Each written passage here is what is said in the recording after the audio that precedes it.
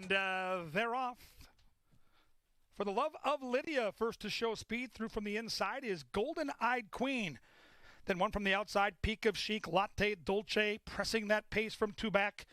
And at the back of the pack is Flattering Applause, just 4 lengths from front to back. And Alex Concharian, for the love of Lydia, have the lead now from the barnmate Peak of Chic, and the Novogratz horses go 1-2 into that far turn. Latte Dolce is getting a good trip from third. Splitting horses, here comes Flattering Applause. At the back of the pack is Golden Eyed Queen as they bank around that turn still for the love of Lydia, leading it by a neck.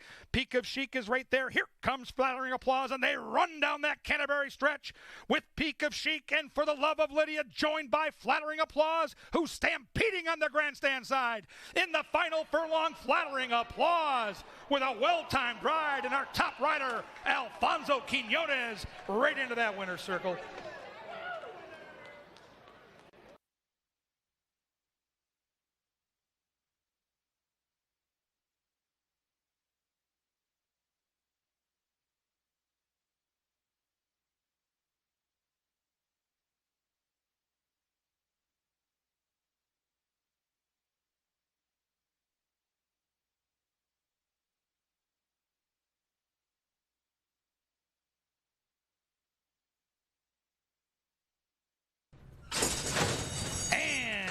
They're off. The field came off to a perfect dispatch. I'm Bossy, trying to be the boss early. Joined by Satin Finish on the inside. One from the rail is Tiz Tenacious, and the last horse away is She's Got It. 3 of them bank up that backside, led by Tiz Tenacious. Through from the inside, still Satin Finish. And right there is I'm Bossy and Rye Echoberry, poised to pounce in third. Then we come back to the favorite, Cynical Girl. Conchari, content to watch that pace battle up front. She's Got It is unwinding nicely. Nothing yet from Ultra Cordial, and closing in is Jake Galena as they run around that far turn in an opening quarter mile that went fast in 22-1. And Tiz Tenacious is leading. I'm Bossy is all in. Satin Finish is kind of spinning the wheels, and Cynical Girl's got to get going. Cynical Girl's got 5 to make up, top of the Canterbury stretch. And it's still Tiz Tenacious, joined in kind by I'm Bossy. Cynical Girl's trying to make up ground, but's got a lot of work to do. I'm Bossy to the front. I'm Bossy from Tiz Tenacious. Cynical Girl trying to get them late. Final 50 yards. I'm Bossy still there. Cynical Girl's coming. So is the wire. I'm Bossy. Cynical Girl. I'm Bossy did it. I'm Bossy at 7-1. Holds off the People's Choice.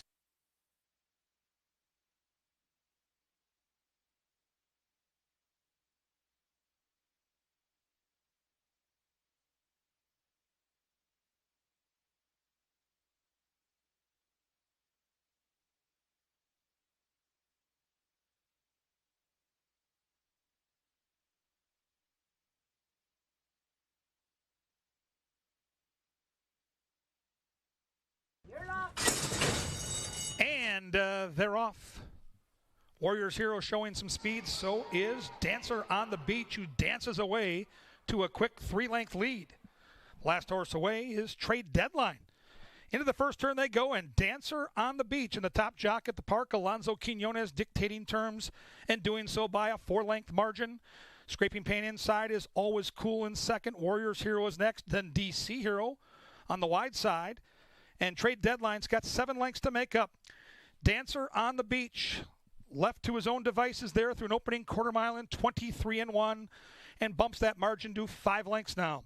Warriors Hero is in second. On the inside of that one comes Always Cool and Quincy Hamilton, and DC Hero's going for an early run with that black cap on the outside, and then nothing from Trade Deadline, who's now within 4 lengths as the complexion changes, and Dancer on the Beach now has company, and company from Warriors Hero and DC Hero. The 2 heroes try to bank up on that front marker.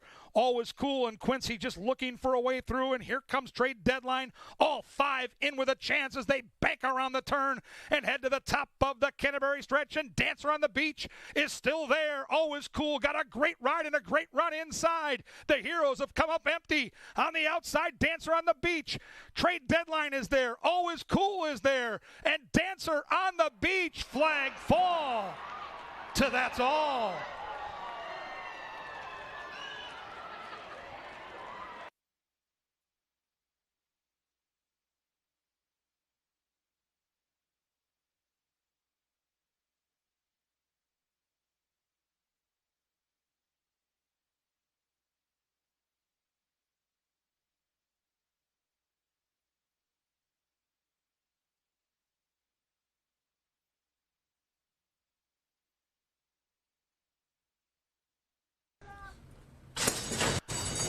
away they go. Off to a good start from the outside. Will work for Food Show speed. So does Kiss a Lot on the inside. Citrus Bay is right there. So is the Philly Bay Salt Street, who gets a good tracking trip. 2 lengths back to Pepper Spray, then the Big Gray, 'Cause I'm Leaving. And at the back of the pack is Thirsty Kiss. They duel around that turn, led by Turns and Conditions. Will work for Food is there, and here comes the Philly Bay Salt Street. She's poised to pounce there in third. Gap of 5. Back to Kiss a Lot. Pepper Spray and 'Cause I'm Leaving are trying to unwind from the back of the pack as they bank around the turn and head to the top of the stretch. Turns and Conditions, joined by Will Work for Food, and on the outside, the Philly Bay Salt Street, and she runs into contention and takes the lead. Pepper Spray is charging from the back of the pack, and Pepper Spray's going to have something to say. In fact, Pepper Spray goes right on by. Pepper Spray last in, first home.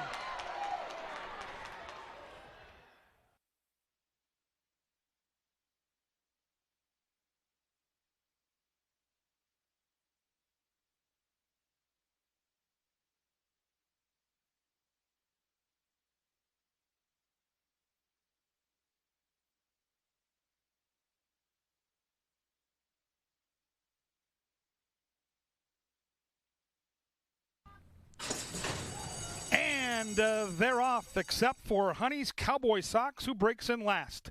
Flashing speed on the outside is JJ's Wildcat, quickly joined by Deputy Law, who's through from the inside. Johnny Up is in between horses, and bursting through those horses is Holding Tight. And Luis Fuentes makes it a 4-pack on the lead. Gap of 3 to the favorite, Getcha, who's tracking from those 4 lengths back. Then it's Som Tequila. Inside there is Ruby's Red Devil, and outside of that one is Jeromeo. They bank around that far turn, and the quartet is still dueling on the front end. Holding Tight in between horses. Johnny Up on the outside is JJ's Wildcat, and on the rail is Deputy Law. Getcha's wasting a good trip as they hit to the top of the Canterbury stretch.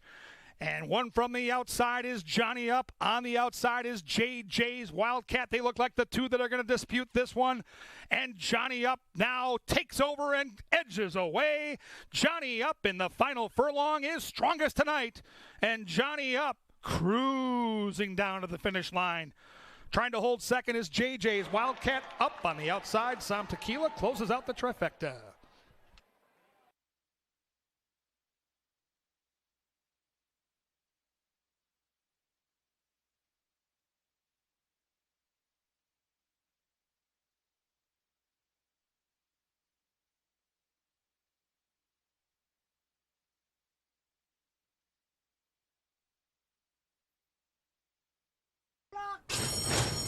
They're off.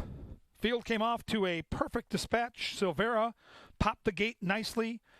In between horses is Get One More, and the last horse away, as expected, the late running Dusty Princess. They bank out of the chute and run by the stands for the first time. It is Get One More getting that lead and leading it by a length over Silvera. Friendly and Kind is tracking coyly from third. Then we come back to the long shot, McGoldie, the favorite. Everybody does it. And Rye Eckleberry saving ground and 6 lengths off that lead. 2 more lengths back to Tequila Mary. And at the back of the pack is Dusty Princess. 23-1 for the opening quarter mile. A good pace set here by Get One More. Silvera keeps that one honest, friendly, and kind, tracking nicely from third. McGoldie is next. The favorite, Everybody Does It, now within 5 lengths. And 2 lengths clear of Tequila Mary. 3 more back to the closer, Dusty Princess. On the barn side, they travel with Get One More, leading it by a half length. Silvera continues to nibble away. Friendly and Kind is moving in, as is the favorite. Everybody Does It. Rye Eckleberry sensing the warning call. And 2 of the well-fancied horses are now a danger. Then we come back to McGoldie. 2 more back to Tequila Mary, and Dusty Princess is starting to unwind and unwinding from 8 lengths back. And Silvera is still there. Silvera from Friendly and Kind. Get One More is all teetered out. Nothing from Everybody Does It. Top of the Canterbury stretch, and the long shot Silvera is opening up here. Silvera gets the right hand pop from Hernandez and is off by 5. Next is Friendly and Kind, a late run by Everybody Does It and Tequila Mary, but the upset could be on as they run down to the wire. Silvera from Everybody Does It. Silvera did it indeed.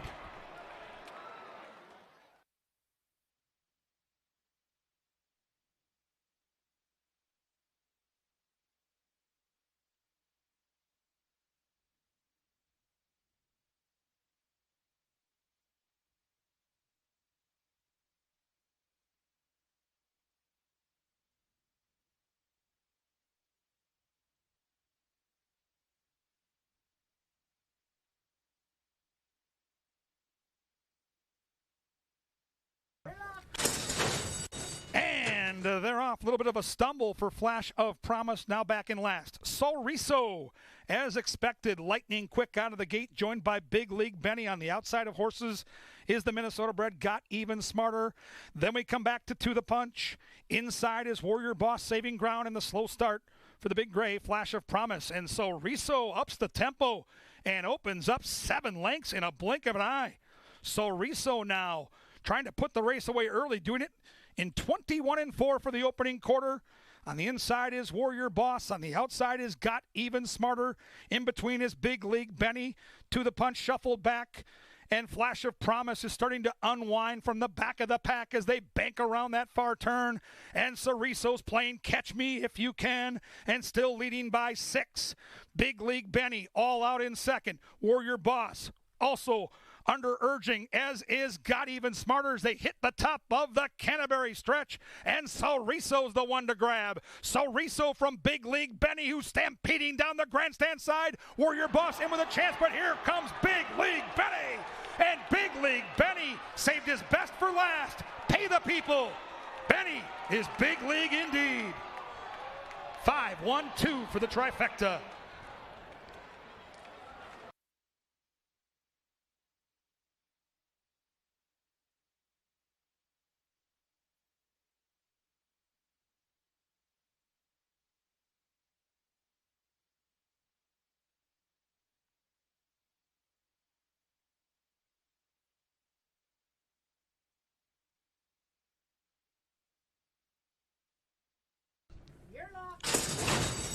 And they're off. Came off to a perfect dispatch. In between horses, Mythqual is the first to show speed, joined by Skippy Strike. And on the outside of horses is Shakes Creek. The last horse away is 2x2 with the hot jockey as they bank by the judges for the first time. And Mythqual is calling the shots and doing so by a comfortable 2 lengths. Skippy Strike not on the lead this time, content to track that one from second with Dean Butler. Then it's I'm a Cowboy 2 who's saving all that ground. Shakes Creek, the gray, just 3 lengths off those leaders. Coco Como has got 5 to make up, and 2x2 is right outside of that one. 23-2 for the opening quarter mile, and Mythqual and Fuentes dictating terms now by a measured length. Skippy Strike is right there pressing the pace. Shakes Creek is in a good spot. Looks like he's got some horse there. I'm a Cowboy 2 has got 3 to make up. 2x2 is out of last, and in last is Coco Como as the tempo quickens in a 46-3 half mile. And Mythqual's under pressure now from Skippy Strike, who is now intensifying that pace pressure. I'm a Cowboy 2 is in a good spot. 2x2 is now circling horses and trying to charge in, and they run down that Canterbury stretch with Mythqual still to beat. Mythqual on the inside. Skippy Strike right there. I'm a Cowboy 2. The long shot's in with a chance. Skippy Strike. Here comes Shakes Creek, and Shakes Creek is roaring down the stretch. Shakes Creek on the outside. I'm a Cowboy 2. I'm a Cowboy 2. Comes back on the inside.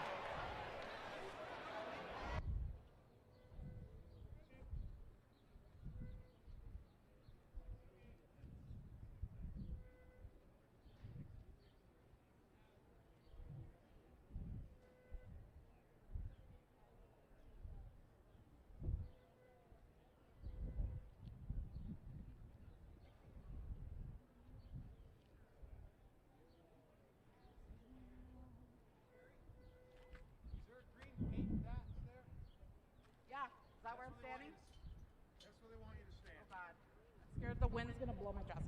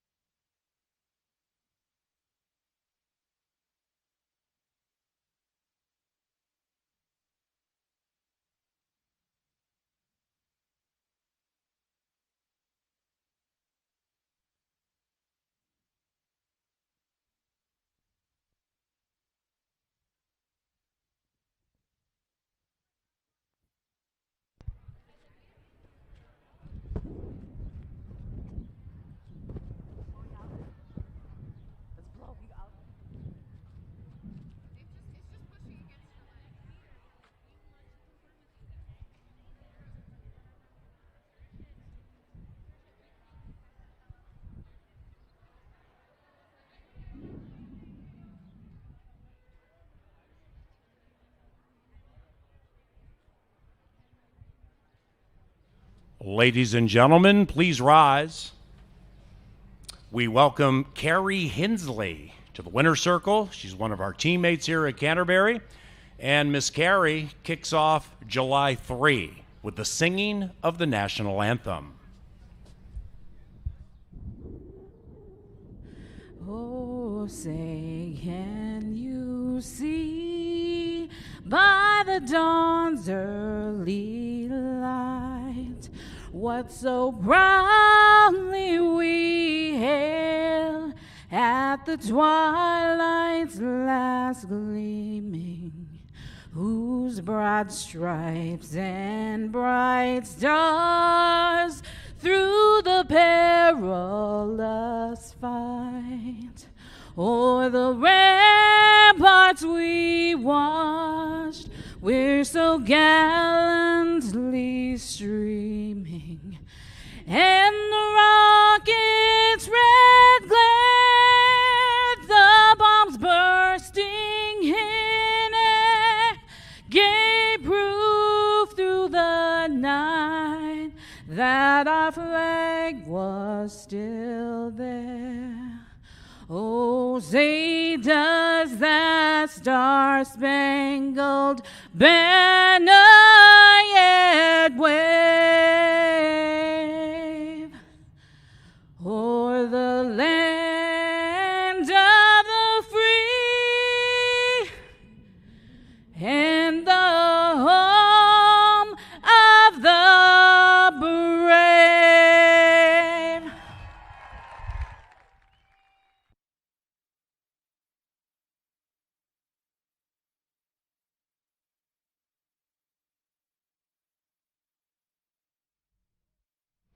Carrie Hensley, ladies and gentlemen, and welcome to the races. Fireworks following the 10th. We have some program changes. Canterbury's races this evening, fast main track, and The turf is firm, people. The turf is firm. and race number 1, which takes off about 4:10, is clear of change.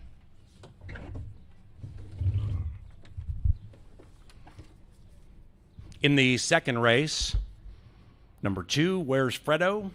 Ridden by Rye Eccleberry. Eccleberry picks up 2 in race 2.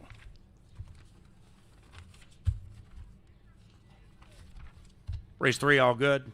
Fourth race, firm turf course, rails at 20. Scratch 1, Badgery Candy. Race 4, scratch number 1. The fifth race begins the $1 Canterbury Pick 6. Our takeout is 10%. That's a national low. Scratch 2, Side Pocket Bet. Scratch 2 in race 5. And number 4, Gio's Little Angel, picked up by Luis Negron. Negron rides number 4 in a Pick 6 that has a carryover pool of $10,359. Race number 6, back to the turf. Number 6, Santa Rosa Ranch, is ridden by Rye Eccleberry. Eccleberry on number 6 in race 6. 7th, beginning the final pick 4, is Clean. Likewise for races 8, 9, and 10. Then they get the horses bedded down, and the fireworks meet the sky. Fast and Firm at Canterbury, handicapping show today at the races, featuring a red-hot analyst, Brian Aragoni, is next.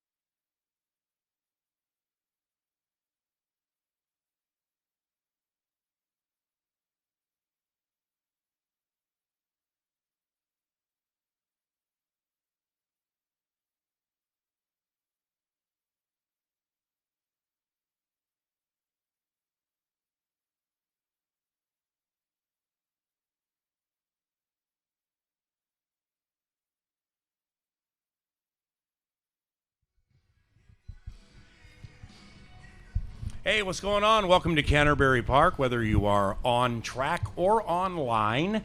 We thank you for taking in today at the races. He's the analyst, I'm the announcer. We're the A-team, Aragoni and Allen. And breadcrumbs we see all over the place. We're taking another step from where we were last year, racing at Canterbury, no fireworks, and no July 3rd racing, to where we are now with a wonderful card, beautiful day, a growing crowd. It probably will be as packed as we've had it in a year and change. And fireworks later, man. What's going on, bud? Unbelievable. It feels like we're coming out of hibernation here at Canterbury Park. The fireworks come back out, and so have the fans. And we certainly appreciate it because it just adds to the atmosphere here at Canterbury Park. So enjoy your day. Do make your bets early here at Canterbury Park. If you're hungry now, I would recommend getting a little food action, getting some drink action, and getting started early here at Canterbury Park because we do expect a very large crowd. So continue to be patient throughout the day as well. Ain't a bad idea. Head to, pizza and pasta. I love it. Buy like 2 pieces, hide 1 under the geraniums, and then just come back and get it later. Nobody's going to touch it. And given we have 10 races for you and they're tough, and we have a pick 6 carryover and a pick 5 that's going to pay a lot, potentially. Kevin Gorg and his green sheets, the power plays provided by Continental Diamond in St. Louis Park. To some, it's a tip sheet. To others, it's financial freedom.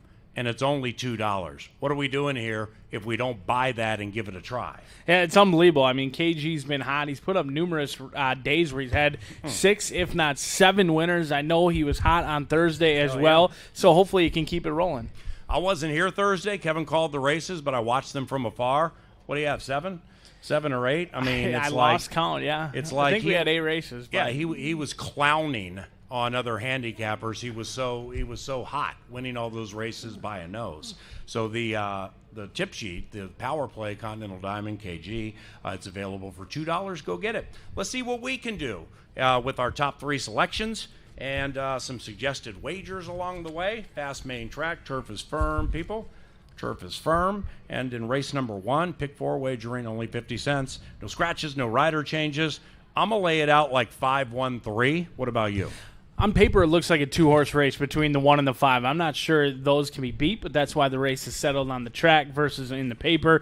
Charming Fury is a horse who's had multiple opportunities, ran on the turf last time against much tougher competition. Now goes second start off the layoff, and the Hall of Fame rider Dean Butler has certainly been heating up. I'm not sure if I have the right one on top, but I do believe the winner goes through either the 1 or the 5. I'll go 1, 5, and 2 in race number 1. Yeah, I'm 5-1-3, and man, it's tough, just like B.A. said, and I think one of those 2 probably will win. Now, if this one on the outside, first-time starter, jumps up, there ain't much to beat. That wouldn't surprise me. But with Warren's Wish, second off a layoff, I mean, it comes out of a race that went 113-2. This horse went 114 and change. So, I mean, it will not be a single in the pick 4. Got any outsiders here? I picked that 3-3 with Negron. Can't exactly remember why. Class drop. That was it. I'm going to start to pick 4, just using 1 and 5. Yeah. If a long shot wins, so be it. Yeah. But hopefully I can go a little bit deeper because you go to race number 2, Yeah. and I think that race is completely wide open. So I'm going to go 1 and 5 and go deep in race 2. See, your horse, Charming Fury, has that 2-turn, 1-mile equity, where like Warren's Wish did it one time a year ago. So that could be a separator right there. Race number 2. To the by the way, Carrie Hensley, excellent work singing the Star-Spangled Banner. One of our employees here at Canterbury just absolutely sang it like a bird. Well done. Race number 2. Number 2, Where's Fredo, is ridden by Rye Eccleberry. The morning line favorite here is a horse named Roman Pharaoh. And neither Brian or I picked the morning line favorite. What you going to do? Well, I mean, as an Italian, do you think it's Fredo or Fredo? Like fettuccine Alfredo. I think it's Fredo. Right, you got it. Yeah. See, I thought you were going to say. I don't correct you very often. I thought you were going to say. No, you're right. Thank you. Right here.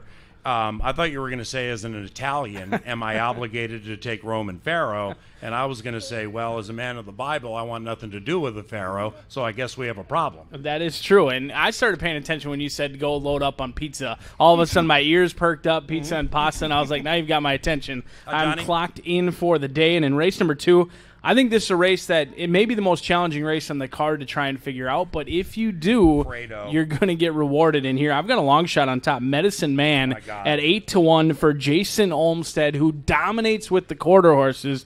I haven't seen him start very many thoroughbreds. This may be the first thoroughbred that I have seen him start. We've seen fellow Hall of Fame trainer Ed Ross Hardy have success with thoroughbreds, Yes, but Olmstead can have success in here as well. And this one exits a live race. 3 horses that ran on that race on April 19th all came back to win. This one broke slow, rushed up. I think we'll get a great effort at a long shot price. 3, 4, and 1 for me. Singling the 4 in my first pick 4, maybe a little win bet depending on the odds. I get the leading rider who won 3 Thursday.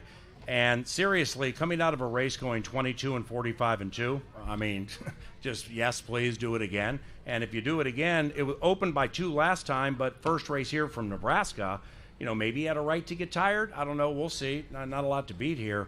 But I'm singling the 4 in my pick 4 and betting to win. Do you think he needs the lead? Can he come from off the pace? If someone wants to go out there awfully fast, good point. Can Dirty Deeds win from off the pace? No idea, because when you're down at the 5 maiden claiming ranks, they don't do the same thing twice generally, with all due respect. So I'm telling you, if I get a 22 and a 45 and 2, I'm up by 3 in this race, and I'll take my chances. That is 4-6-5. Race number 3 begins at pick 4. We're going a mile. A lot of route races today. That's cool. No scratches. What you going to do? I'm going to go to the inside. Rye Echoberry, Dick Capalucci. This is a new trainer here at Canterbury Park. He's come in from New Mexico. Sharp. But while he's new at Canterbury, he is certainly not new to winning races. The man has done an excellent job in his first year here at Canterbury, winning at 22%. He gets the red-hot Rye Echoberry aboard, and I like Purely Political back on the dirt today. They've tried a little bit of everything with him in the past. He exits a race where he finished 4th, but he was stuck wide every step of the way. Now they're drawn on the inside. Class relief in play with a red-hot rider, Rye Echoberry. 1, 4, and 6 for me. 1, 2, 4, 6 are the ones I prefer. 1 on top. The 2 is very, very compelling to me, because with so many people who look at those bold numbers in daily racing form, the buyer speed figures, they're going to see a 47 last time, and they're going to be like, I'm out, lost by 15. But there's a class drop here for a super sharp trainer in Wade Rarick, and I think you're going to get 7-1 or higher. So I got to decide what I'm doing here with the pick 4. I like the 1 Purely Political. Absolutely trust the rider on the inside around 2 turns. 1, 2, 6 for me. Race number 4. The 4th, we go to the beautiful Canterbury Park turf course, which is firm, people. Scratch number 1, Badgery Candy. What up? I've got Ebony Bay on top, Ruben Fuentes. This is going to be the 3rd time trying the turf. They've tried it twice so far in the past. Now, they haven't been able to get the win, but they have had back-to-back 3rd-place finishes, and it's a little bit misleading. This one, despite finishing 3rd, only lost by less than half of a length and ran on very well behind Rental Pool, who went up in class and still ran gamely. I think Ebony Bay is sneaky at a decent price, 5-1 on the morning line.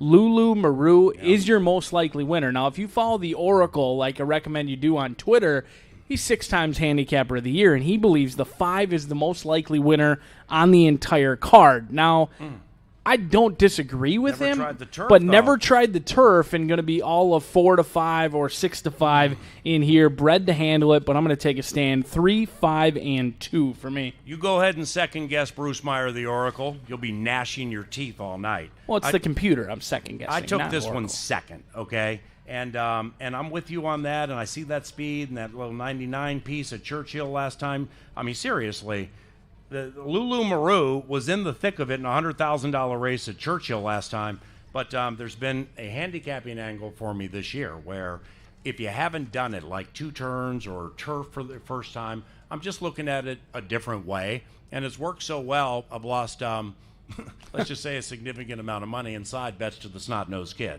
So I might just want to take Lulu Maru and bet 100. Keep doing what you're doing. Yeah, keep being tired. Let me keep giving you those 50s, okay? Keep forgetting your ATM card. I like it when you're like that.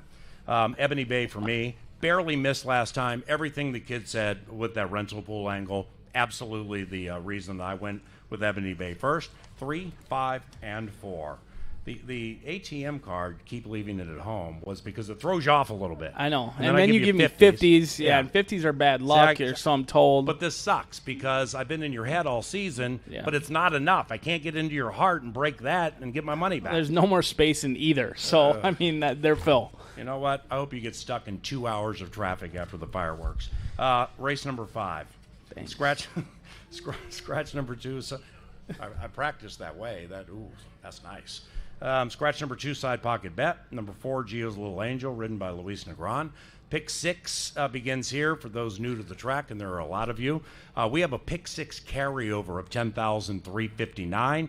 Now, for the newbies, when I say a carryover of $10,000 and change, what does that mean? There's already $10,000 in the pool. Mine and Paul Allen's money is already in the pool, and it's there for the taking. So when we talk about a carryover, there is money in the pool. It's like the lottery. The money's already in there. You just have to go back in, win 6 in a row. It's a $1 play. Come out with your friends and family, pool your money together, win 6, and I guarantee you this pick 6 today, you heard it here first, we'll pay over $4,000.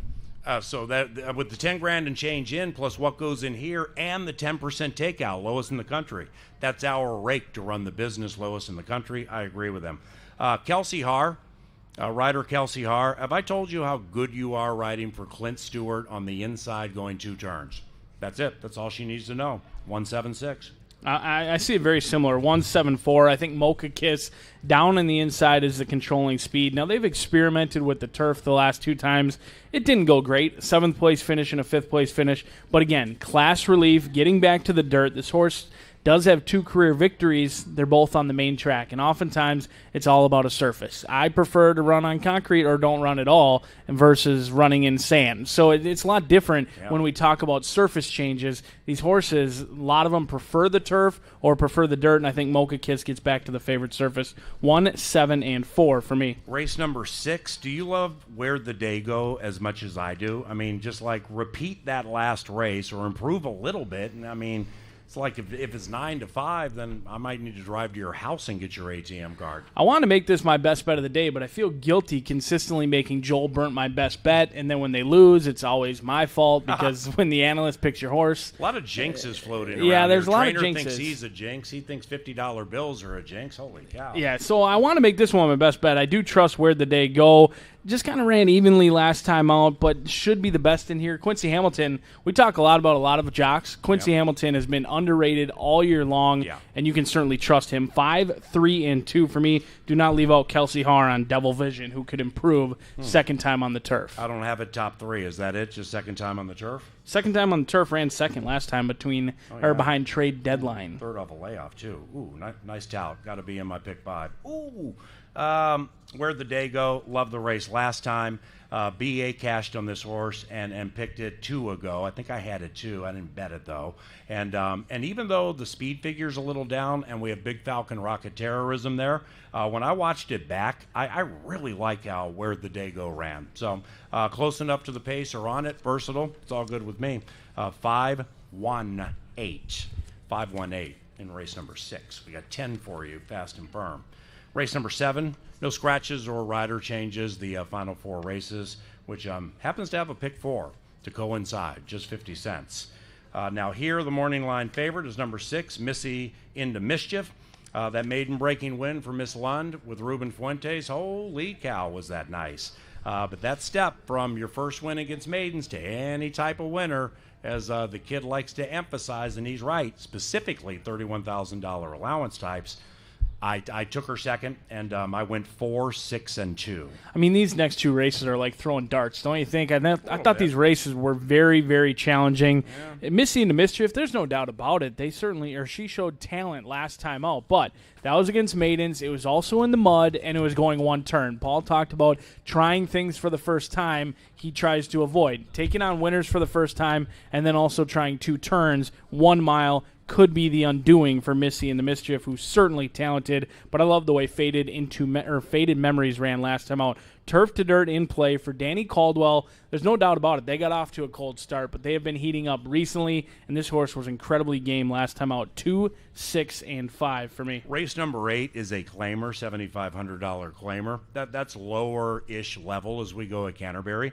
Races like this, outside of Northern Stars Turf Festival Day or Festival of Champions Day, these are my favorite kinds of races because they have veterans we've seen for years, like P Club, 9, Hotfoot, 7, Giant Gambles, 9, Uncle Goyle is 8, stuck me last time, Saved by Zero is an 8-year-old. These races, to you, Johnny, good luck. These races are just super cool, and these veterans, they're kind of in and out a little bit, which means the way I bet number 6, Uncle Goyle, last time, watch him jump up here for the kid and win. That's who you took. Well, and the cool thing about these horses is while they race against one another every 2 or 3 weeks, they consistently switch and rotate who beats one another. I mean, you look at a horse like Hotfoot, lost to P Club, then lost to Giant Gamble. Hotfoot's beat many of these horses in the past. Yeah. They're consistently rotating who's getting the paycheck, and I think today could be the day for Uncle Goyle. This horse has been knocking on the door, has yet to miss the board on our turf course here this year, and I think today could be the day that Uncle Goyle breaks through. 6, 7, and 3. I think the value, though, goes through Randy Pfeiffer and Alex Conchari was Saved by Zero. On his best day, that horse is awfully fast. Dio might be 2.5, 3 to 1. I mean, 0 for 1 on the turf, but the third wasn't bad. I mean, the last 2 for this horse have been fantastic. Yeah, I mean, lost to Awesome Emmett last time out, and it was on the dirt. I don't trust this one on the turf. I mean, the horse is 7 years old and trying the turf for the second time in start number 35. I think if the turf was where they wanted to be, they would have tried it sooner. Hotfoot is one we've seen many times. 6 for 16 on the Canterbury turf, 9 for 20 in the top 2. Didn't bet him when he got here from Oaklawn. Bet him last time. It was a nasty L because I thought the horse was going to win for the final 100 yards of the race and didn't. And those races are always super fun to call. So I think that this is going to be the over the hump. 9 to 2, I think, is Dreamscape. I think we're closer to 3 to 1, and I'm still going to bet it. I'm going to go 3, 4, and 6 in race number 8. Ninth race begins Dr. Dan's late double. A dear friend of mine and her husband, along with some others, own number 1, Macho's Vision. Marnie Gellner from Bally Sports North, used to be Fox Sports North, part of the Power Trip Morning Show, and emerging comedian. I'll be pulling for number 1 for Mathiasen / Gellner, and Brian and I cashed on this one nicely last time. It was the final race of a Sunday. Kid had already beaten me in the side bet. He took Macho's Vision and loved it. So then I'm like, he's gone. I'm just going to bet his picks because he's hot. And it got me out that day. Thank you very much. Can I get a little bit here? Of course. But I'm not coming back on that one, are you? I'm not. No, I like that one on the outside last time, not so much on the inside in here because there is some other speed. And I'm going to try Terreno. Now, it does go under the new silks of Troy Bethke and Tony Barcher off the claim, but they come back in a very similar spot. The horse is 1 for 1 on the Canterbury Park turf, won by open lengths after being pressed all the way around, and 8 for 19. This horse loves to win. Now, I know it's been at the lower level claiming ranks oftentimes. However, a horse that's 8 for 19 and now can win on the turf, has controlling speed with Negron. I'll try that all day. 5, 6, and 3 for me. I think the 1, Macho's Vision, is the one to beat. I'm going to go 3, 1, and 2. And with Emerald Princess, Conchari won on this filly in Arkansas. And her first start on the turf, I mean, you can't, outside of winning, you can't debut much better than she did. So for a Hall of Fame trainer, if she just improves, I think she's going to win, probably about 2 to 1. I'm going to go 3-1-2 there. 3-1-2. Good luck to Boondocks. Race 10, no scratches, no rider changes. 3-6-5 for me. 3-6-5. I go past the cat. And Mr. Aragoni heads to the Swear Barn for Uncle Milty Suter with a hot Artie. I was going to try and get a thumbs up. They were standing right there like 30 seconds ago, and now they disappeared. The Swears. The Swears were standing right there. I wanted to get the thumbs up, feel a little bit more confident, and now they disappeared. But I imagine they're giving the thumbs up. You feel that vibe from the Swears? Feels like maybe a thumbs up. Second or third place. That's what I'm feeling. No, we're talking about your side wager today. But hot Artie, turf to dirt in play. Sandy Swear, Negron, speed, turf to dirt. There's a lot to like about Hot Artie, especially if they go anywhere near 6 to 1. But it's a hard race to have a lot of confidence. Yep. State-bred maidens, all of them looking for their first career victory. I like Hot Artie. I'm not in love with it, but we'll see what we can do. I know I'm going to I'm not even going to go there with all Hey. those food trucks there. What's Hot Artie's mom's name? Hot body. Very, very Something I fast know filly. nothing about. 365, pass the cat for me. For Brian Aragoni, I'm Paul Allen on behalf of our TV department, those in the Dark Star press box, and our management team. Welcome back to Canterbury. If you are here for the first time since 2019, and we're all here for the first time for fireworks since 2019. Whether you are on track or online, we thank you. A-Team says good luck.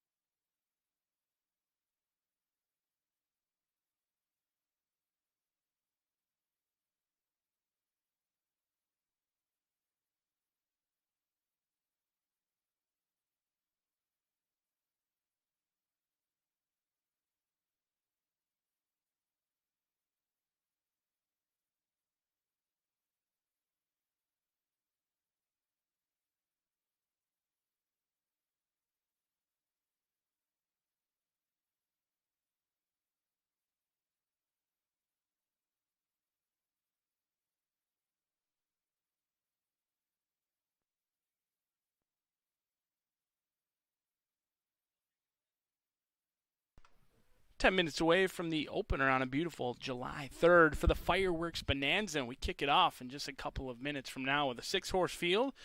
All bred in Minnesota, looking for their first career victory. I'm going to try the 1, Charming Fury. 3-1, get Dean Butler in the saddle. Class Relief in play. Second start off a layoff is a good number for Bernal Roan. They win at 15% when he teams up with his guy Dean Butler. 18% as well. But you can see Paul Allen's got the 5 on top with Warren's Wish at 8-5. Alex Conchari, the homebred for Warren Bush. This 4-year-old filly has tried the racing 5 times, a second and a third. Exits a third-place finish, but this will only be the first time trying 2 turns on the dirt. Does have a very nice workout on June 14th. The last race, just kind of an even running, 1-paced, 6-furlong third finish, but Warren's Wish is going to be who PA tries, and I'm going to try Charming Fury, turf to dirt in play, a horse who has experience at the 1-mile distance, but maybe you want to take a look at a little bit of a price in Dakota Love. Chad Lindsay on the class drop in here as Sandy Swear sends out a horse in the first as well as the last. They'll make an equipment change with the blinkers going on for Dakota Love. I think a decent long shot could be one Paul Allen likes. Poppin' Tops. Luis Negron, Lexan Backhouse got a win here last week. He looks to pick up right where he left off with the 5-year-old mare who is yet to hit the board. But that's why you'll get plenty of value on Poppin' Tops. And the unknown comes on the outside. It's Desert Arch, who's showing good energy down here in the walking ring.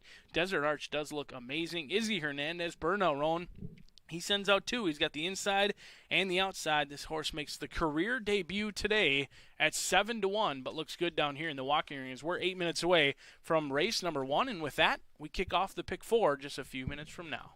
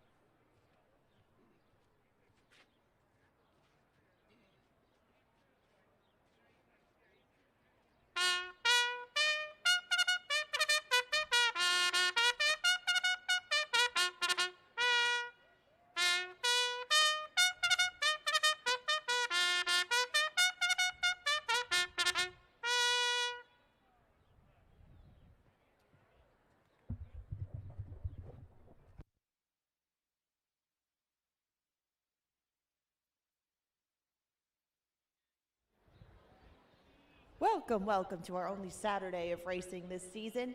It's a beautiful, sunny, and hot day out here in Shakopee. Happy to see everybody here. The crowd continues to grow, so make sure you get in line early to bet the first. It's 6 minutes away. We have a 6-5 favorite in Warren's Wish to kick off our early pick 4. That's one of the betting options that you have in here, in addition to pick 3s, exactas, trifectas, supers, doubles, and of course win place and show wagering. No changes in race number 1. And again, it is 6 minutes away. We're going to start at about 4:10, but the fireworks are coming up in approximately 6 hours at 10:10. Yes, make sure you stick around until the end. We do have 10 races today, but right after that, we will have our fireworks spectacular. If you have not seen it before and you came out today, you might as well stay for the end. It is quite a treat to see, but in the meantime, you can listen to some music by Boogie Wonderland or take the kids out for the pony rides. Those will go from 4 to 8 today. If you brought your MVP card, even if you didn't, you can go get a replacement one. Make sure you swipe them at one of those kiosks inside. You could win a $25 gift card from Mystic Lake. We do have 10 races today. The dirt's fast. The turf is firm, people. We've got 3 pick 4s today. One will start in this first race, and we'll also have a couple more starting in races 3 and 7. Brian will take you through the first one momentarily. I put together some tickets for the last 2, but he's also put together a ticket for the pick 5. That'll begin in race number 6. It's a 10% takeout wager, and if you've never dove into pick 5 waters, it is a great time to try it. It's just 10% takeout, and it starts in race number 6. The pick six will start in race 5, kind of a tongue twister there, but there's over $10,000 in the carryover leading to today's dollar pick six. That too is a 10% takeout wager. The first gray of the day is running in this first race. You'll see her come by again in a moment. Her name is Warren's Wish, and if she wins, we get 2-for-1 gray duck doubles for the rest of the night. It's quite a way to celebrate your holiday if the 5 wins. Brian Aragoni has put together a ticket for this early pick 4, and in the next 4 minutes, he'll take you through that sequence, give you his thoughts, and hopefully give you a winner. Good luck in all of your wagering ventures today, and have a lot of fun here on this special Saturday of racing.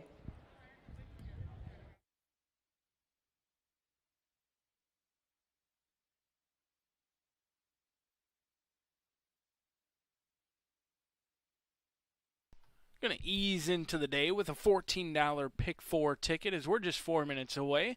Try and keep it simple in here with just using the 1 and the 5 Warren's Wish along with Charming Fury. I do think the race goes through one of those two, but certainly respect the unknown in Desert Arch. Race number 2, a race that I don't even want to try and figure out. Certainly have a top pick selection, but the confidence is low. So we're going to turn this pick 4 into a pick 3. We're going to hit the all button and just move along and just try and find a long shot in race number 2. Maidens set to go 6 furlongs, and I think each and every horse has the opportunity to win. We'll see if we can't catch a price in race number 2 because we do need a single in race number 3 with Purely Political. Rye Eccleberry, Dick Cappellucci. This one gets back to the main track again in here. Class Relief as well. Went off at 11-1 against tougher competition last time. They were stuck on the outside, 4 wide into that first turn. There was really nothing Fuentes could do that day, but Rye Eccleberry aboard. I like that Dick Cappellucci not only trains the horse, but he also owns this 5-year-old gelding who does have a tendency to settle for less.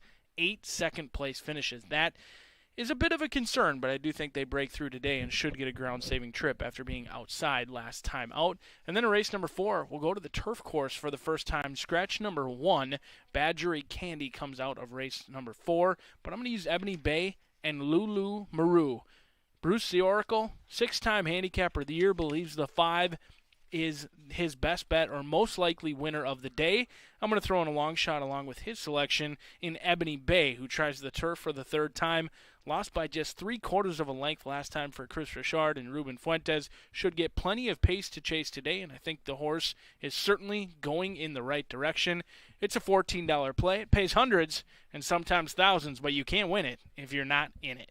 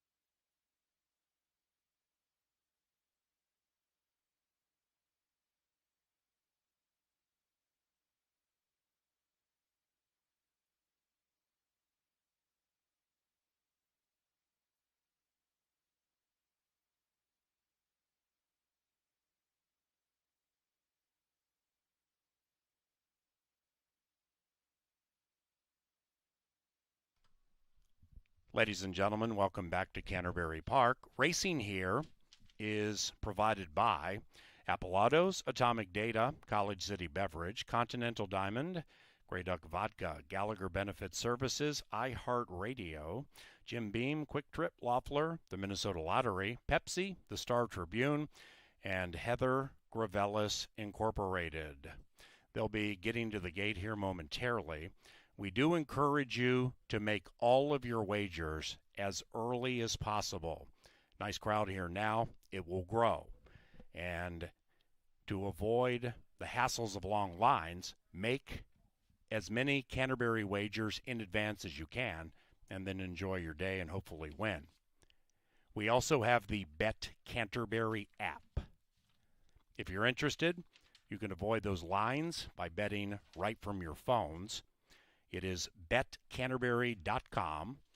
Head to one of the information booths. They'll get you set up. Then you watch and wager right from your phones. Enjoy your stay.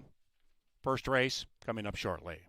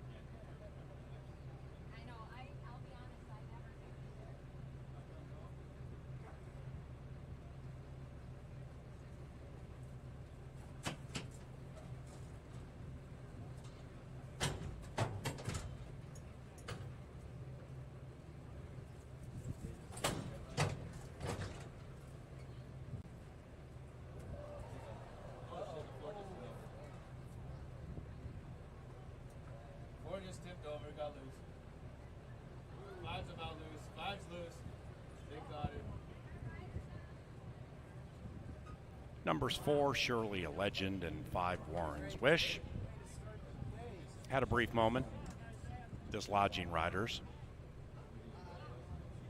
Everybody fine as they move into the gate. Warren's Wish, even money. We race tomorrow, 4th of July, 1 o'clock, family day. Make some money tonight. Come back tomorrow.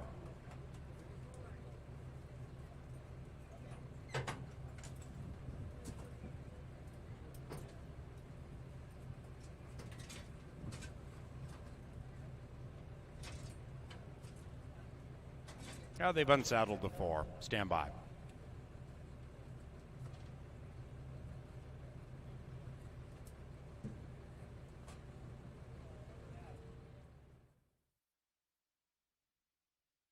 Number 4, Surely a Legend, scratched. No superfecta wagering in race 1.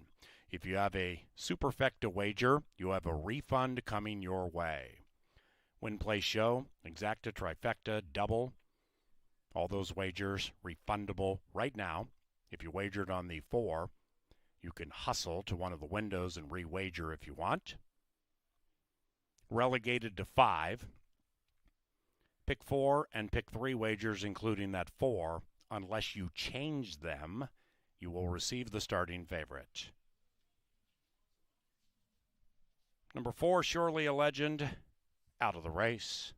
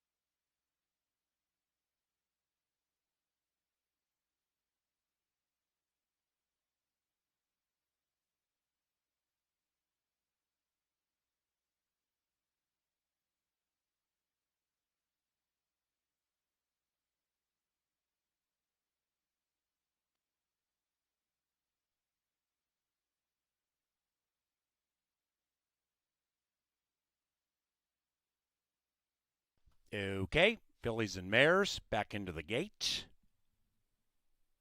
Once again, no superfecta here in the first race with that scratch of number 4. If you had a superfecta, make sure to get your refund. To back. Warren's Wish, 3-5.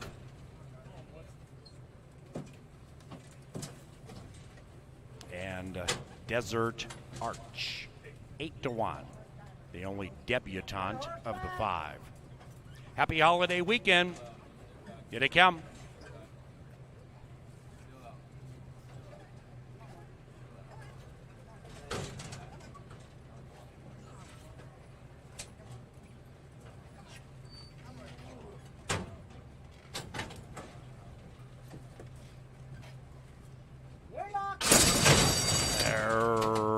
Racing. Well, it was worth the wait for Warren's Wish. The gray favorite popped out of it spectacularly, and the second win wagering choice, Charming Fury, is right behind the daughter of Mizzen Mast as they corner, and now Warren's Wish gets loose on a lonely lead. Poppin' Tops, 5 lengths out of it, 3.5, 4 clear. From second last is Dakota Love, and the trailer is Desert Arch. The first timer about 10 lengths out of it as they head up the barn side in race 1, and Warren's Wish settles into stride, leading it by 2. In second is Charming Fury by 5. Then it's Poppin' Tops by 5. Dakota Love, probably 12 lengths out of it, 4 furlongs to go. Then a big margin back to the debutante Desert Arch, languishing far out of it. They head into the far turn, and the 2 most well fancied in the win wagering are 1-2 and pulling away from the other 3 who are facing the wrath of the favorites. And Warren's Wish cruises along beautifully, opening up a 5-length lead. Charming Fury with the HOF rider only can watch the filly run away, and Charming Fury is a mile clear from Poppin' Tops as Warren's Wish comes pounding down the Canterbury Park stretch. Kinchari just took a peek back to his left. All he saw was roller coasters at Valley Fair because the competition is just absolutely obliterated. Warren's Wish 1-2 by about 15. 5-1-3. Holy cow.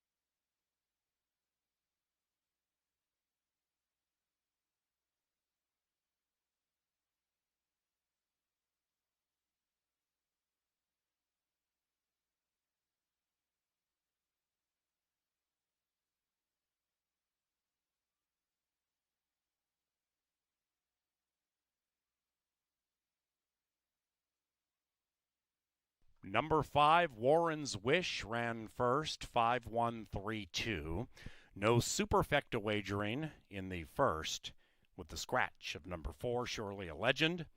Pick 3 and 4 action, unless you changed. From the 4, went to the winner, Warren's Wish, assuming it goes official. 139.27, the final time.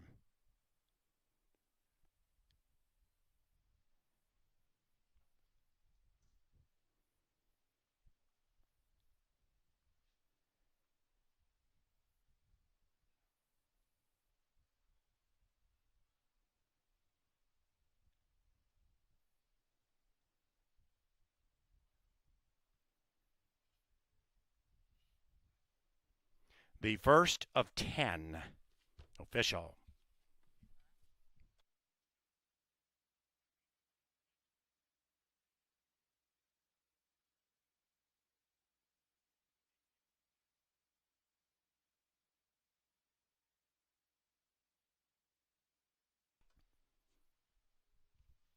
The second race, about 22, 23 minutes from now.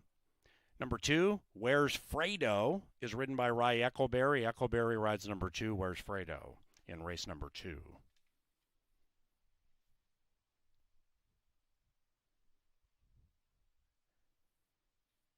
They were no match for Warren's Wish and Alex Canchari.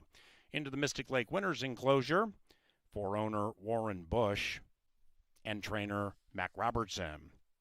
Mr. Bush bred the filly in Minnesota. And Warren's Wish is a 4-year-old gray daughter of Mizzen Mass out of Our Sweet Mary. Warren's Wish. Another reminder, ladies and gentlemen, make your wagers on Canterbury races as early in the day as possible. Like we're coming up on race 2 in 20 minutes. Bet races 2, 3, 4, whatever you're comfortable with, to avoid those lines. Or go to the information booth on level 1 or 3 and deposit money. Bet Canterbury right from your phone. BetCanterbury.com. It'll help a lot today.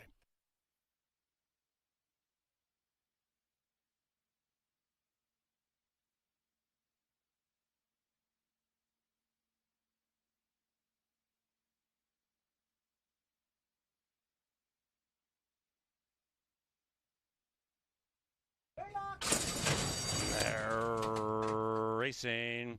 Well, it was worth the wait for Warren's Wish. The gray favorite popped out of it spectacularly. And the second win wagering choice, Charming Fury, is right behind the daughter of Mizzen Mast as they corner. And now Warren's Wish gets loose on a lonely lead. Poppin' Tops, 5 lengths out of it. 3.5, 4 clear. From second last is Dakota Love. And the trailer is Desert Arch, the first timer about 10 lengths out of it as they head up the barn side in race 1. And Warren's Wish settles into stride, leading it by 2.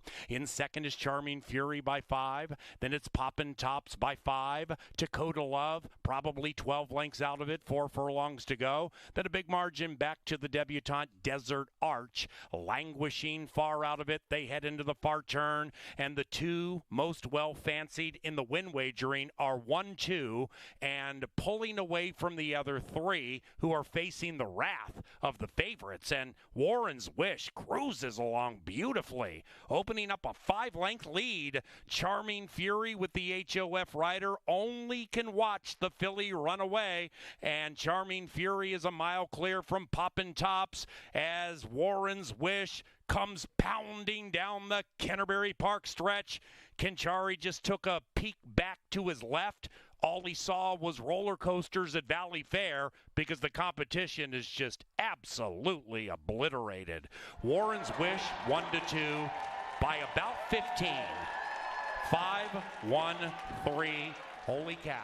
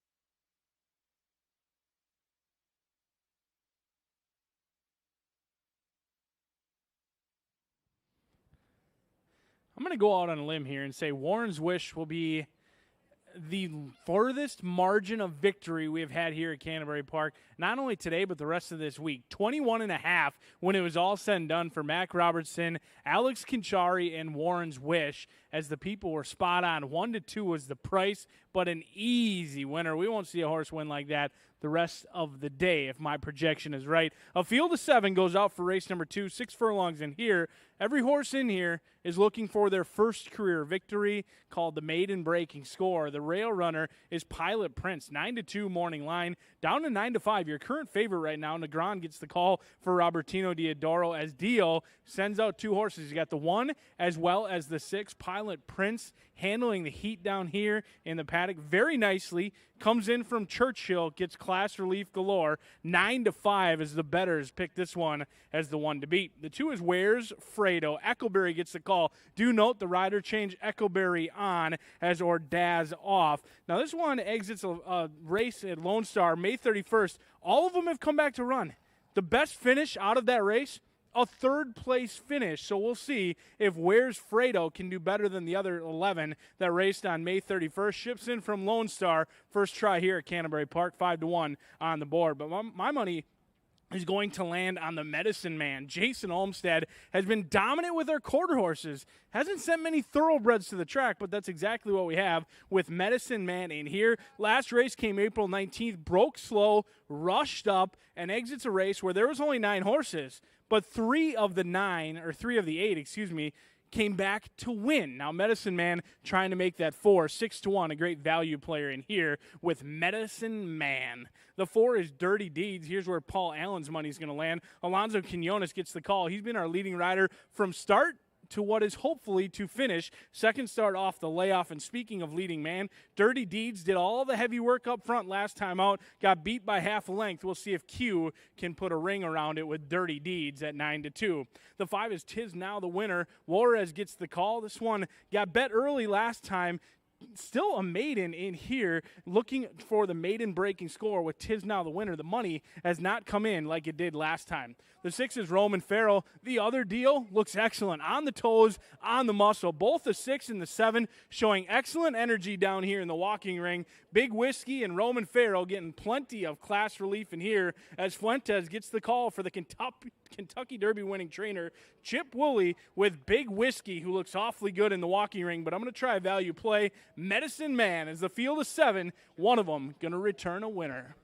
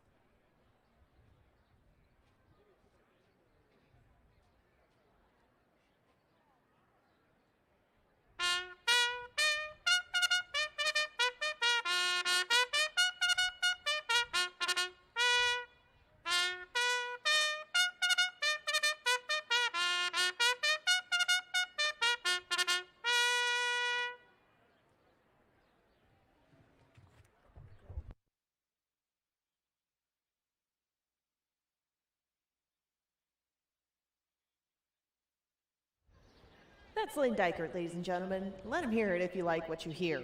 We're 7 minutes away from race number 2, and another group of maidens comes out for our second event of the day. These ones are $5,000 varieties. They'll only go 6 furlongs this time, though. We have a rider change on the 2. Ryan Eckleberry will now ride Where's Fredo. That's the only change in the field of 7 up to this point, and we're now 7 minutes to post. If you would like to wager, Paul mentioned that Bet Canterbury is an excellent option for a day like today. You can get your MVP card at either the track level or club level information booth, and you can use that to log right onto your phone and bet from your seat. There are going to be long lines today as the crowd continues to grow, and that is the easiest way to avoid them all. If you've never had an MVP card, just have your ID ready, and they can scan it and get you a card in no time. If you would like to wager on this one, if you already have your Bet Canterbury account open, you can do win, play, show, exacta, trifecta, superfecta, doubles, or pick threes in the second race of the day. It's brought to you by Atomic Data. In just a moment, we're going to take a look at the trainer and jockey races to see what's happening.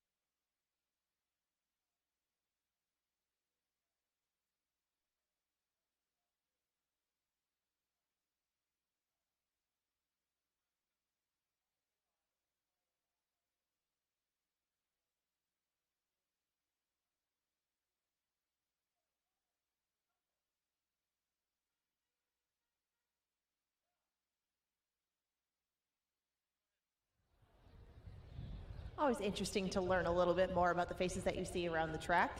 Stay tuned for more behind the starting gate coming up later in the season. We have the jockey and trainer races each day before the second race displayed on our Atomic Data leaderboard. They are the sponsor of second race each day. And we'll start out with the riders. Alonso Quinones has been leading the way the entire meet, and he now sits 6 in front of Rye Eccleberry, just behind him Lindy Wade. Alfredo Juarez Jr. has made a good splash coming up here for the first time this year, as has Lindy Wade.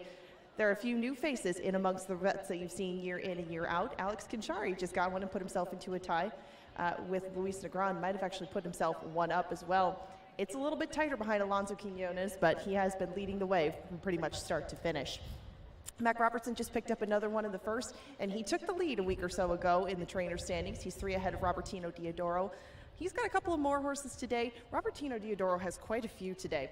He's got a lot going on in that barn. 6 horses total, 5 races, and he's got a couple in this race, including 5-2 Pilot Prince and 2-1 Roman Faro.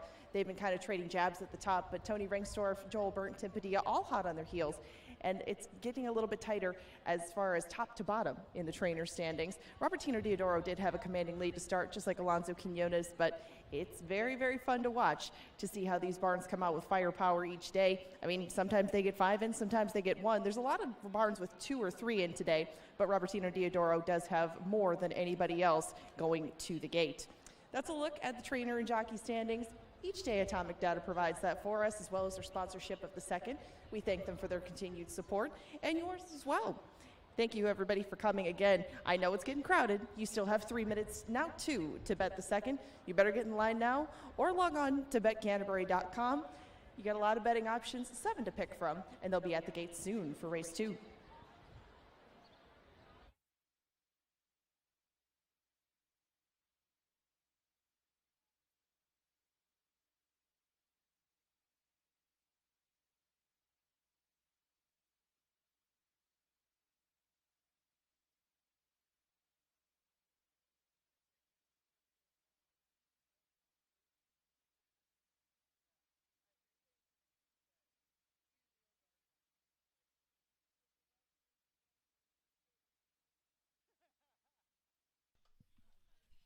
Ladies and gentlemen, a scratch in race number 3 being announced for the first time. Race number 3, scratch number 4, Silver Maker. Race 3, scratch 4, Silver Maker.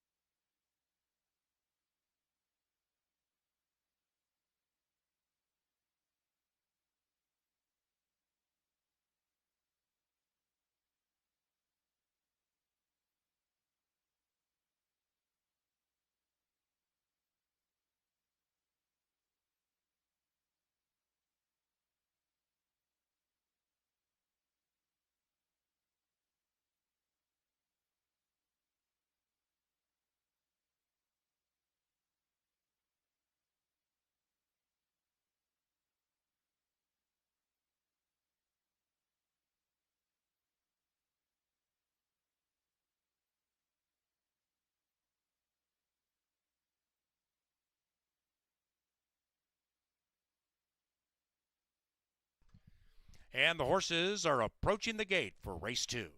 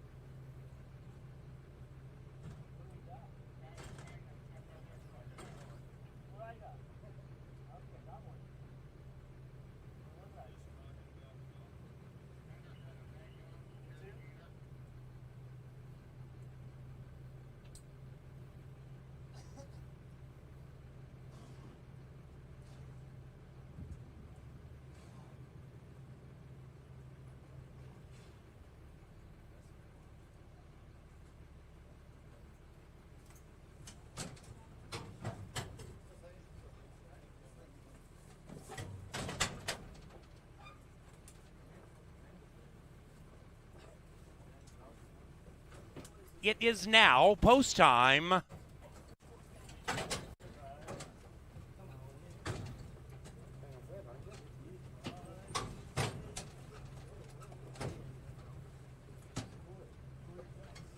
Roman Farrow getting the majority of the late win wagering.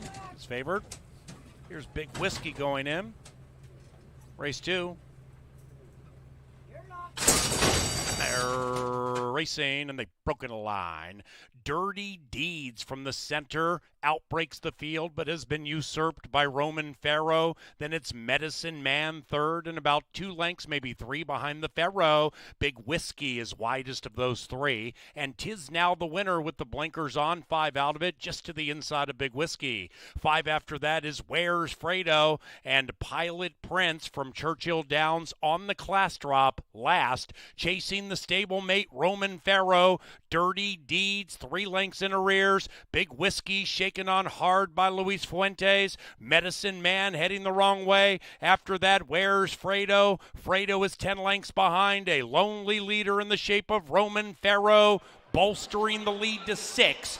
Wade hasn't moved an inch. Now he pushes the button, and Dirty Deeds is watching Roman Pharaoh expand the lead now to about 7 or 8. Outside of that is Big Whiskey. Then we come to Medicine Man into the final football field.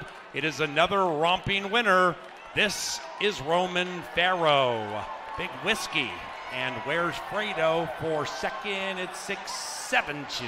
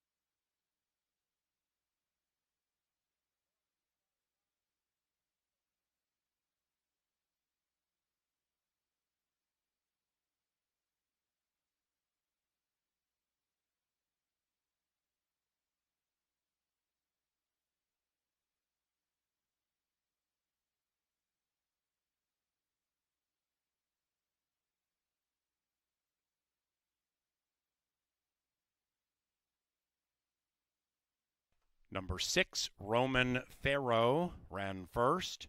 109.68. 6-7-2-4. The winner was claimed for $5,000 by Benny Woolley Jr., who's co-owner with Mitchell Cathy. The Pharaoh claimed Woolley Jr., Cathy Woolley Jr.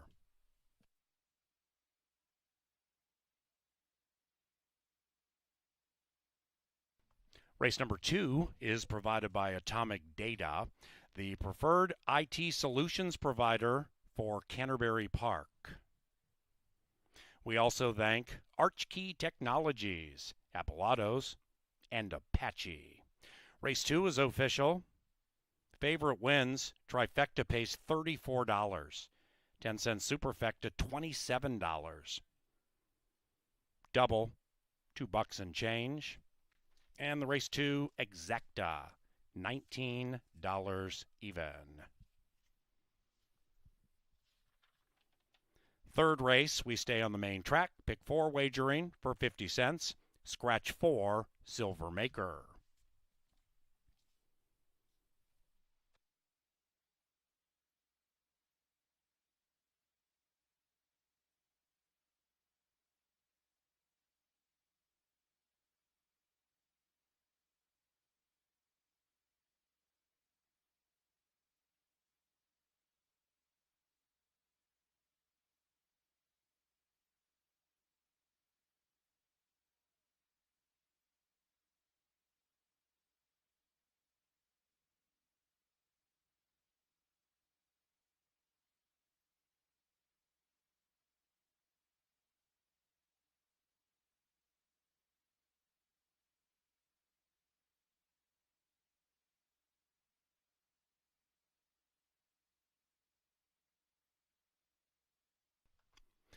To the winner's enclosure, Roman Pharaoh and Lindy Wade.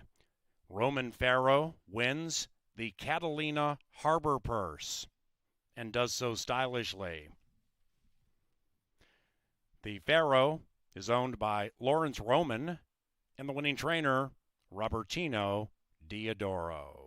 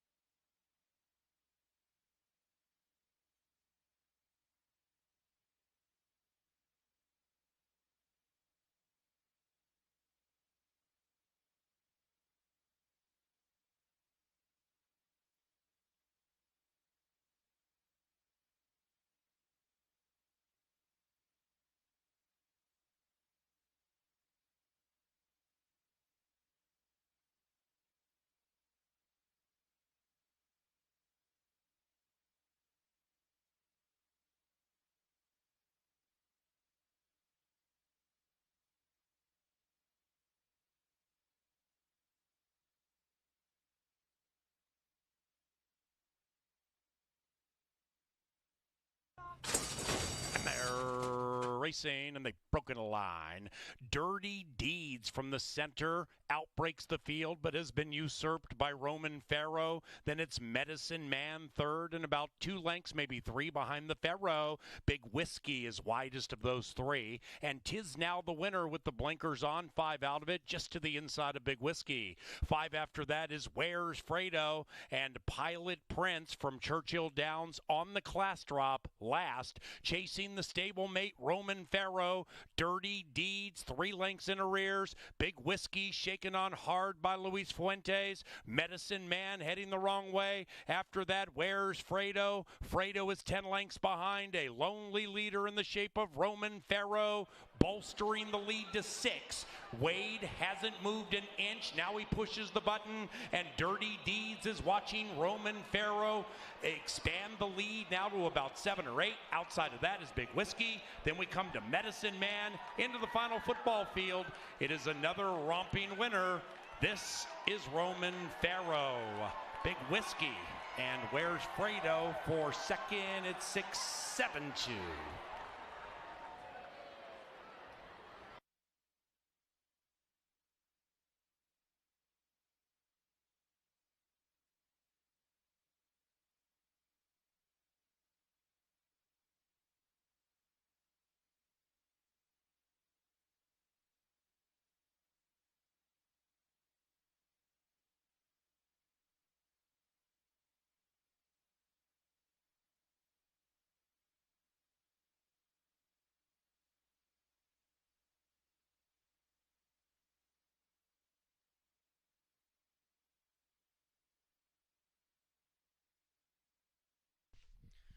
We are looking for the owner of a green Kia parked by the Expo Center that needs to move. It is a green Kia by the Expo Center, license plate BKC 143. Please move your vehicle.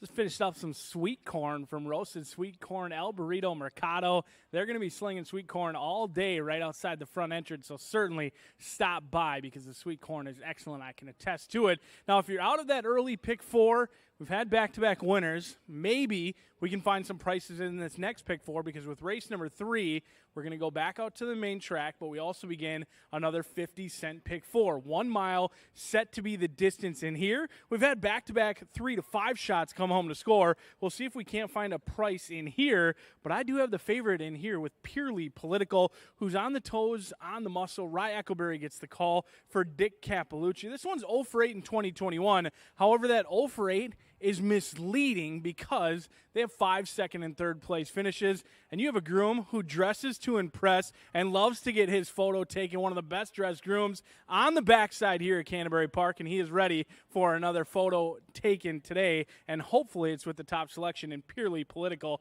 getting class relief.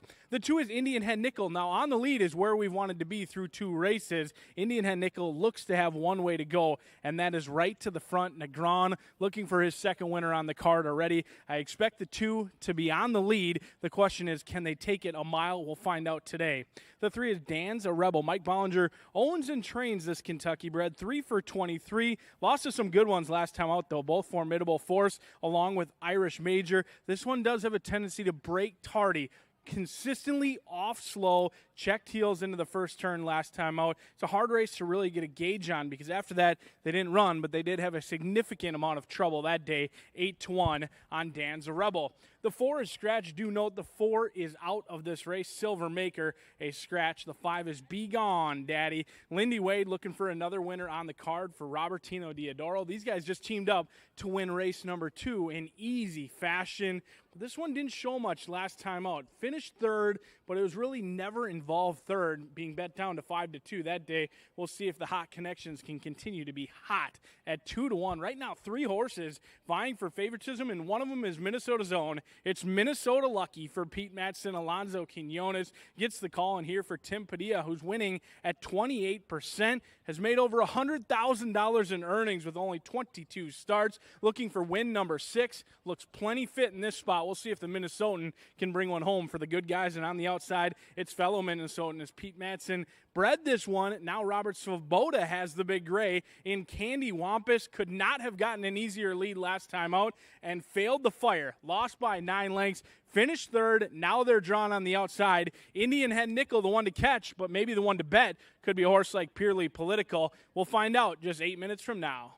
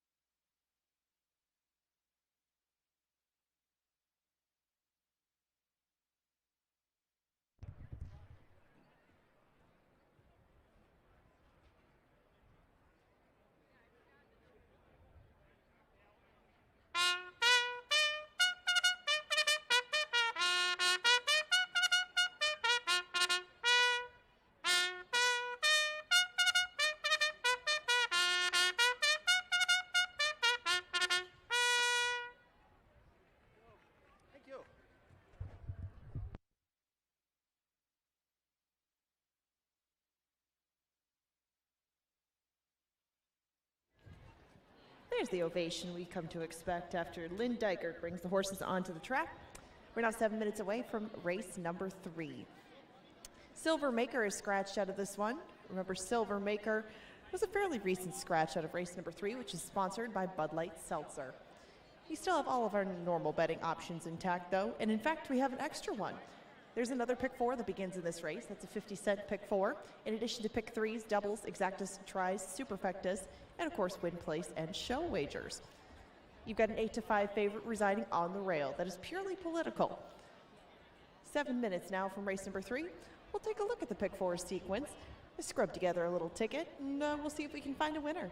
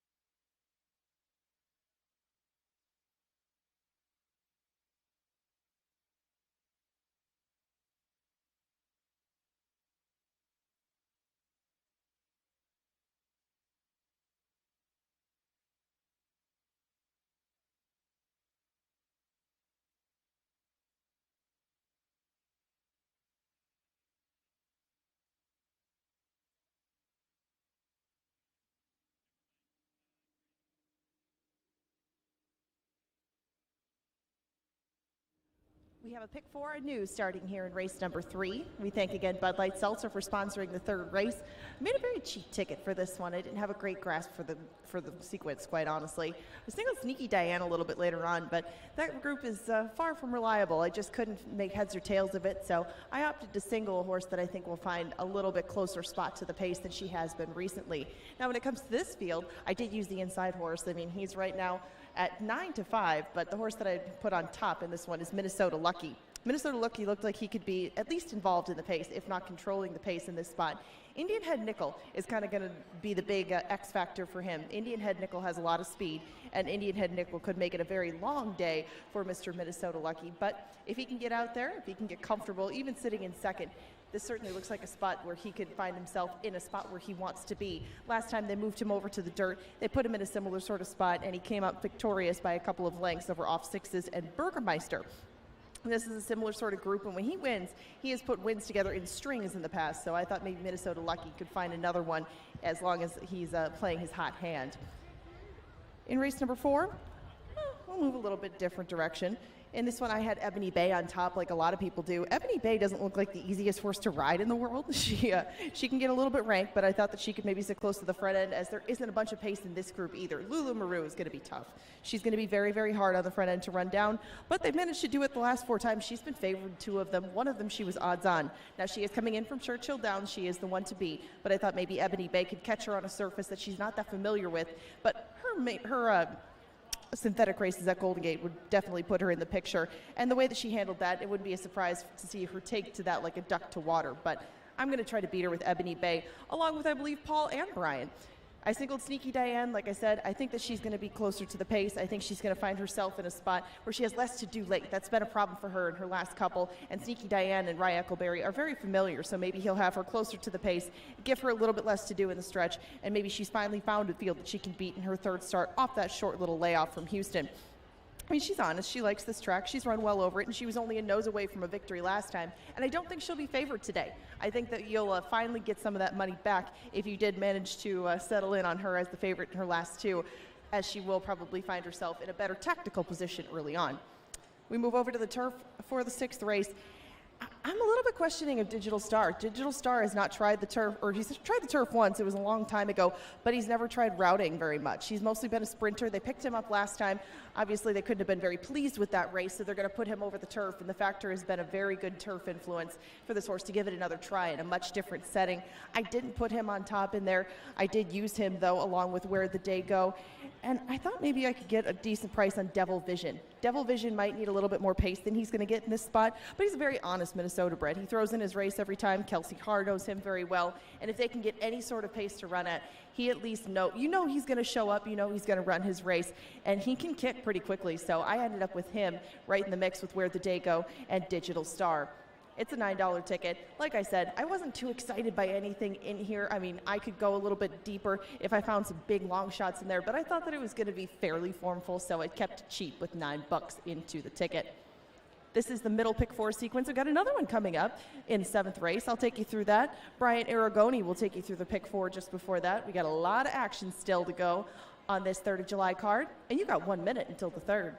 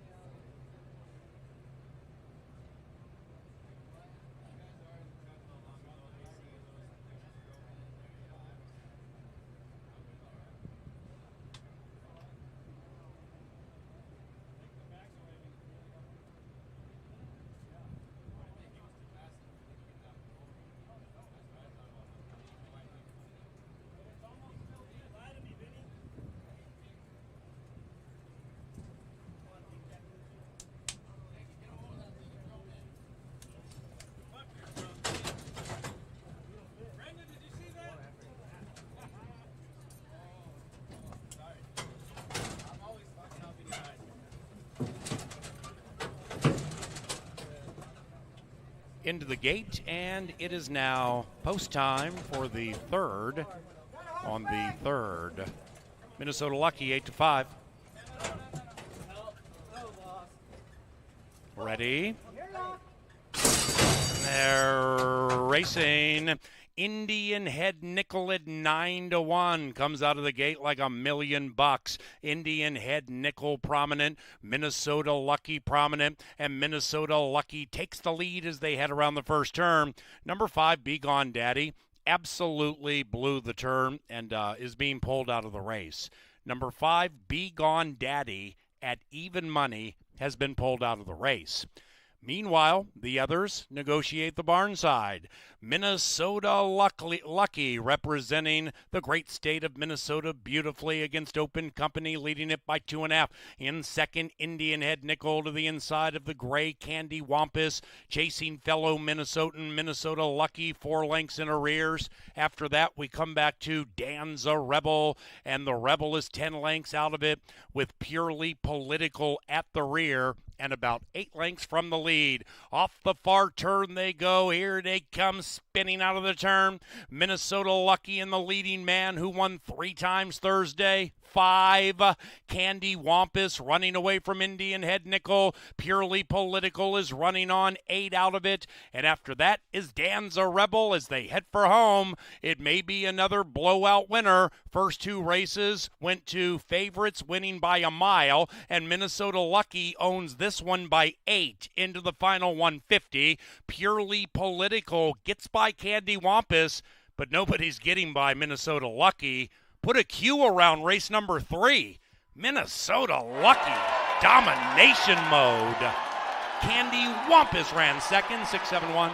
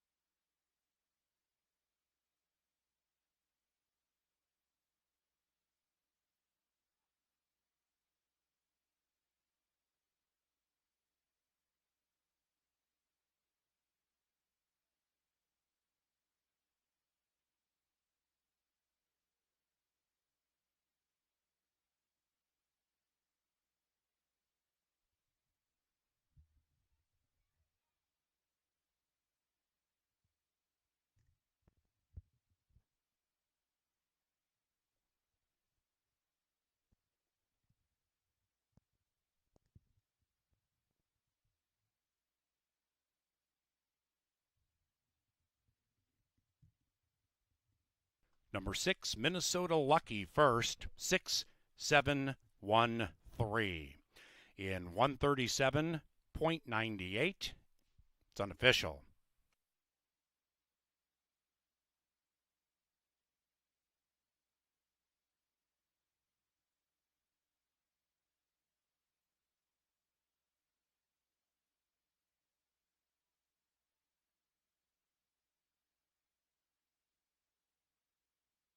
The third race is official, exacted $36. Trifecta, provincial, all odds, 61.30.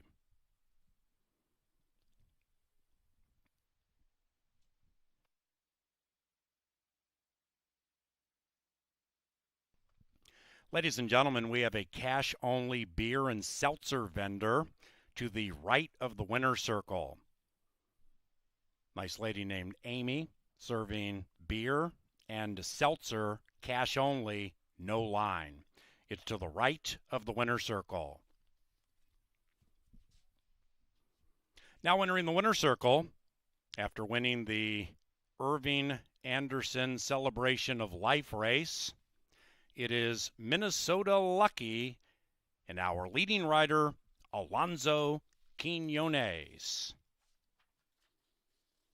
Minnesota Lucky is owned by Pete Matson and trained by Tim Padilla. Lucky is a 6-year-old son of Looking at Lucky out of Buried Cat, bred in Minnesota by Mr. Pete Matson. Fourth race, turf course, firm, rail at 20 feet. Scratch 1, Badgery Candy. The fourth race is provided by Jim Beam, and racing at Canterbury is also provided by Bud Light Seltzer.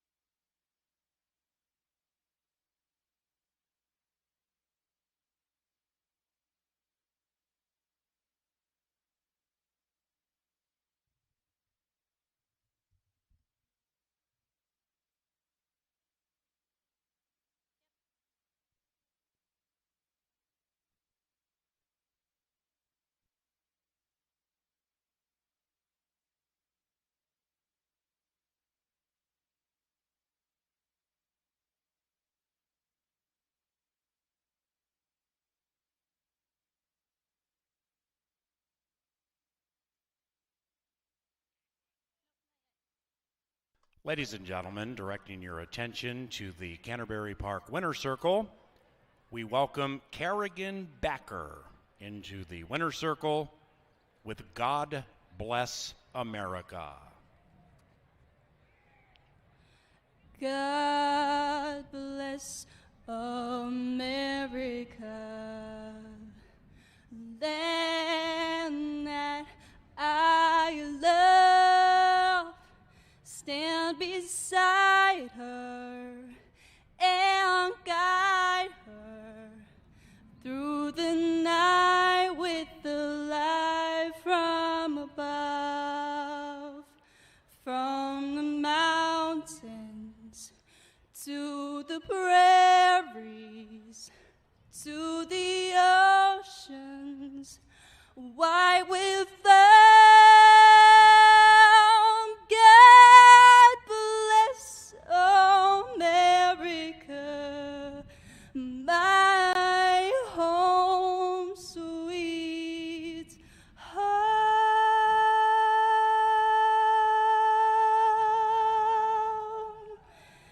God bless America, our home sweet home.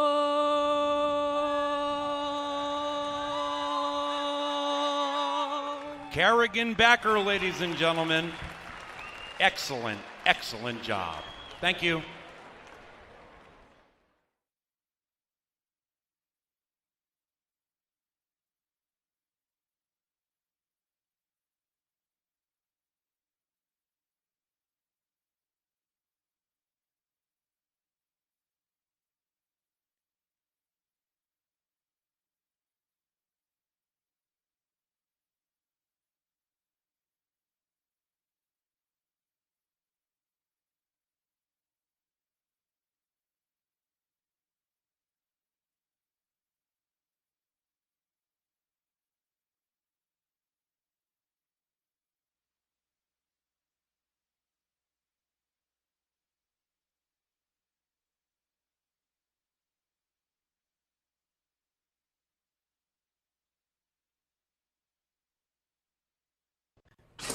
And they're racing.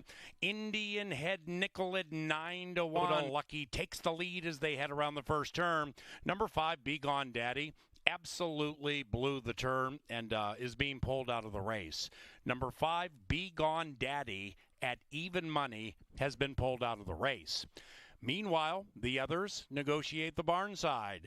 Minnesota Lucky representing the great state of Minnesota beautifully against Open Company, leading it by 2.5. In second, Indian Head Nickel to the inside of the gray Candy Wampus, chasing fellow Minnesotan Minnesota Lucky 4 lengths in arrears. After that, we come back to Danza Rebel, and the Rebel is 10 lengths out of it with Purely Political at the rear and about 8 lengths from the lead. Off the far turn they go. Here they come spinning out of the turn. Minnesota Lucky and the leading man who won 3 times Thursday. 5.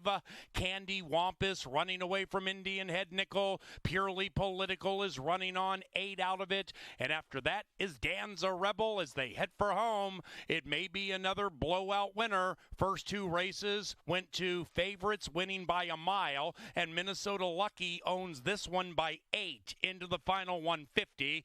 Purely Political gets by Candy Wampus, but nobody's getting by Minnesota Lucky. Put a Q around race number 3. Minnesota Lucky, domination mode. Candy Wampus ran second, 6-7-1.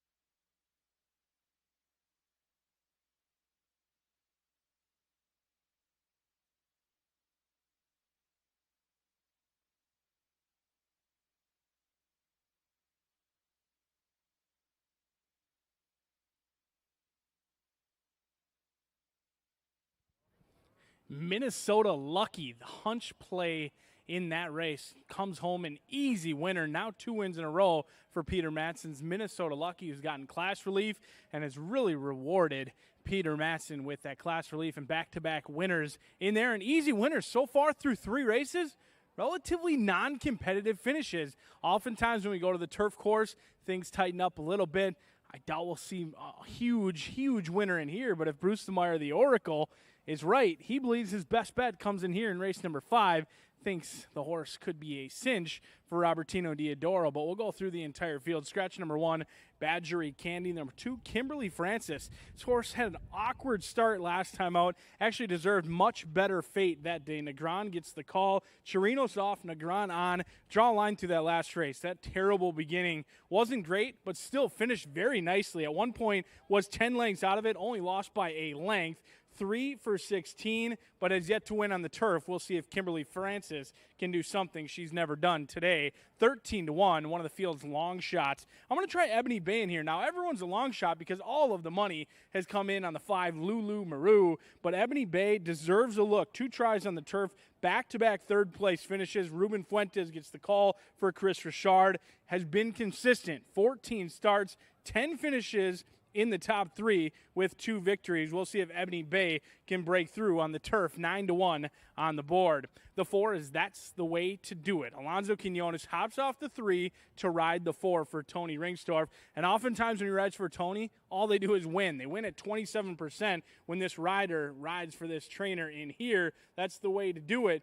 Is 1 for 9 on the turf, tries the Canterbury turf today for the second time and stretches out from 5 furlongs to a mile. The 5 is Lulu Maru. Now, we've seen favorites all day long. Will it continue or will this be the race that a long shot comes home? But many believe Lulu Maru looks like a cinch. 1 to 5 on the board. For every $5 you wager, you get 1 back. Could buy a beer, could buy some popcorn, or could buy you some more sweet corn as well. Lindy Wade gets the call. Lulu Maru, though, tries the turf for the first time here at Canterbury. Has never been on the sod. Bred to love it, though. The dam was 3 for 6, made over $155,000 on the grass. This transition should be relatively easy. We'll see if Lulu Maru can keep the favorites parading to the winner's circle. The 6 is Sundarea. Alex Conchari already has a winner on the day. He looks for another one in here. This horse fought hard all the way around, never gave up, won by a head last time out. We'll see if Conchari can get this one home a winner. And on the outside, it's M&M Girl. Sanderson Stables owns and trains this one. Valenzuela gets the call. He's tried the turf only 3 times, a third-place finish, but they are on the outside at 12-1. Lulu Maru, no doubt about it, the one to beat, but I'm going to try and bet Ebony Bay at 9-1 as the field of 6 goes out for race number 4 as we try the Canterbury Park turf for the first time.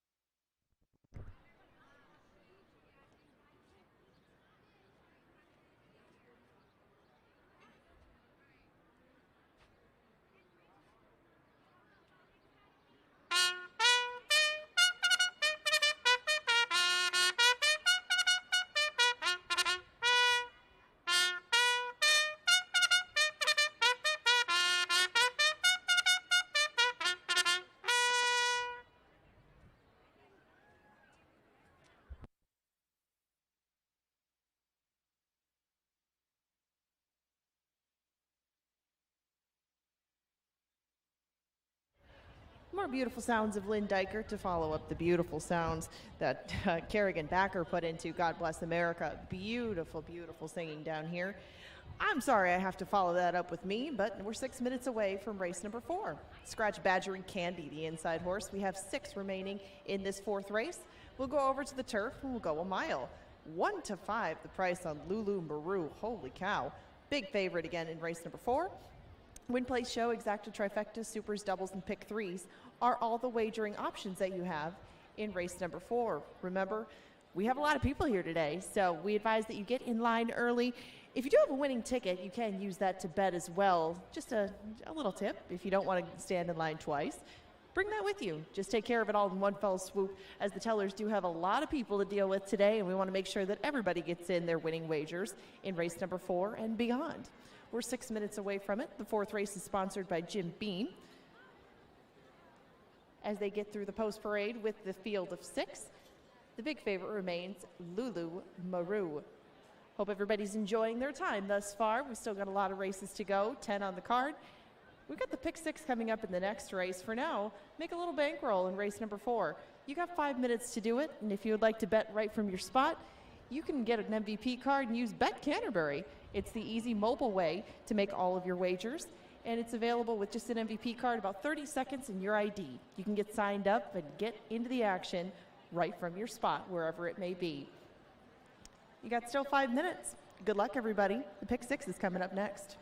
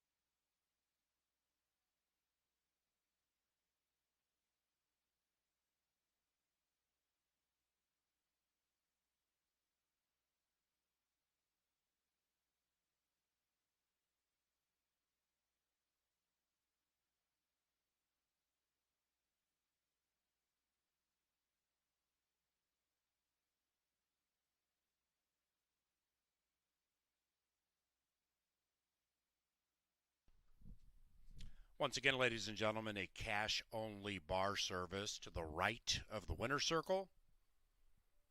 Just a couple of people in line serving beer and seltzer.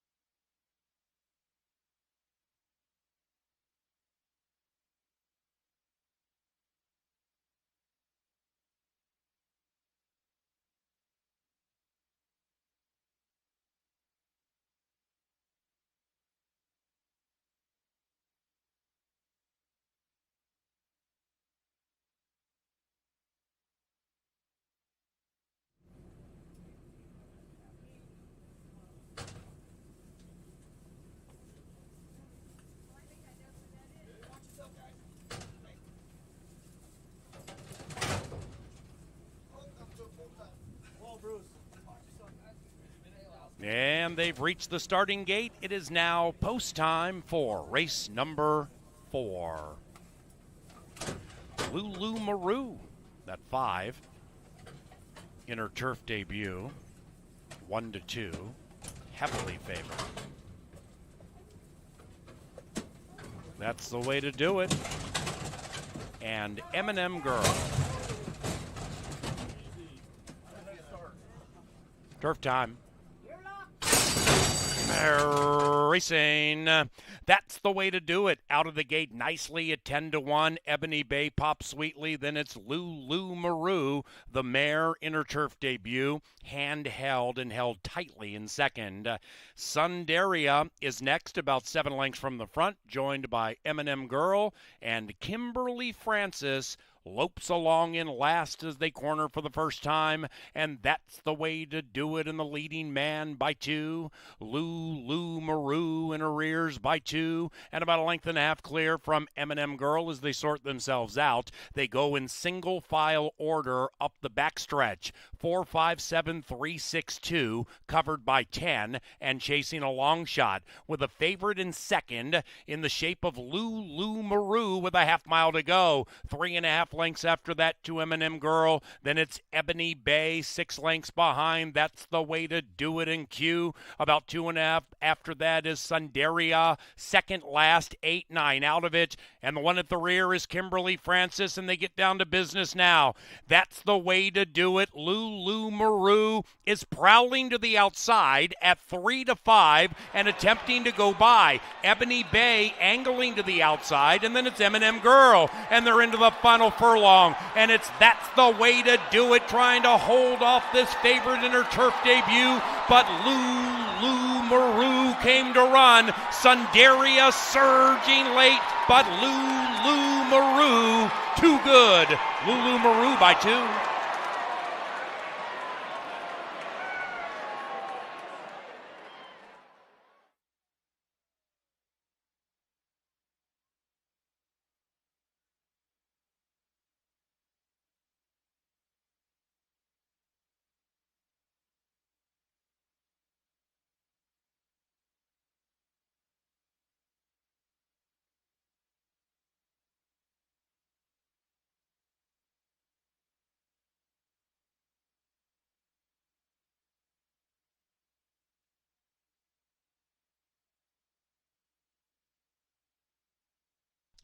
Number 5, Lulu Maru ran first. Photography for the rest. 135.94. Hold all tickets, please.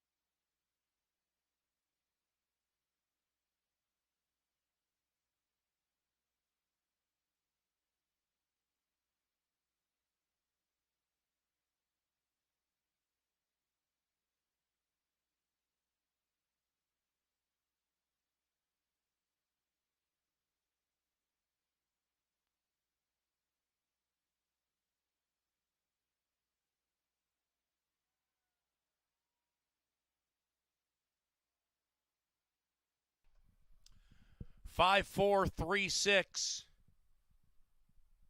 Chalk all odds.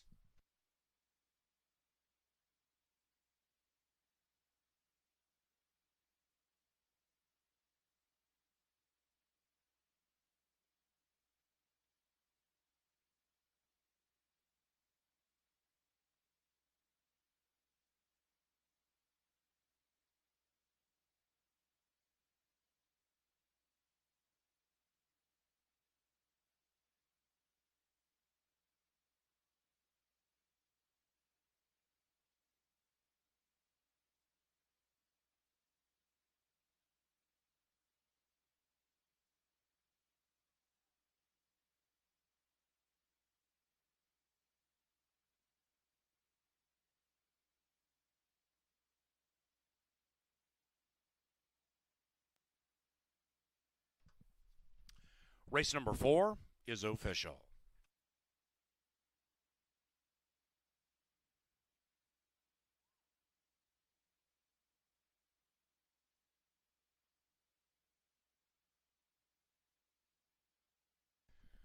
Race number 5 begins the Canterbury Pick 6. Already in the pool, 10,359 via the carryover. Race 5, scratch 2, side pocket bet. And 4, Gio's Little Angel, is ridden by Luis Negron. Race 5 about 22 minutes from now.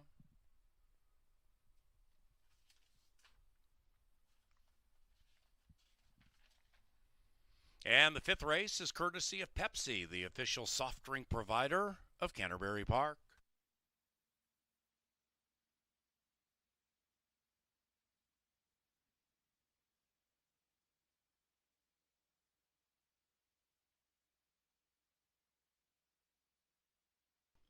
Now entering the winner's enclosure, the victorious Lulu Maru and Lindy Wade.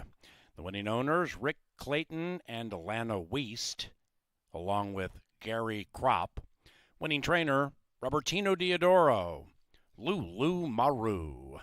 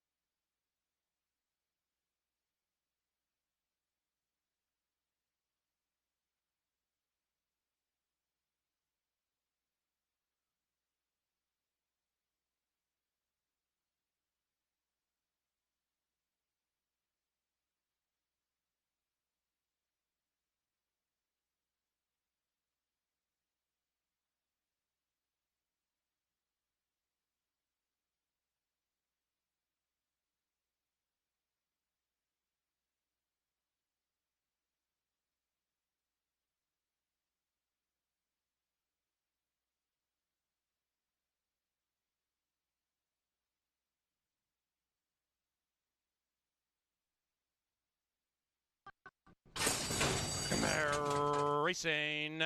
That's the way to do it. Out of the gate nicely at 10-1. Ebony Bay pops sweetly. Then it's Lulu Maru, the mare inner turf debut, handheld and held tightly in second.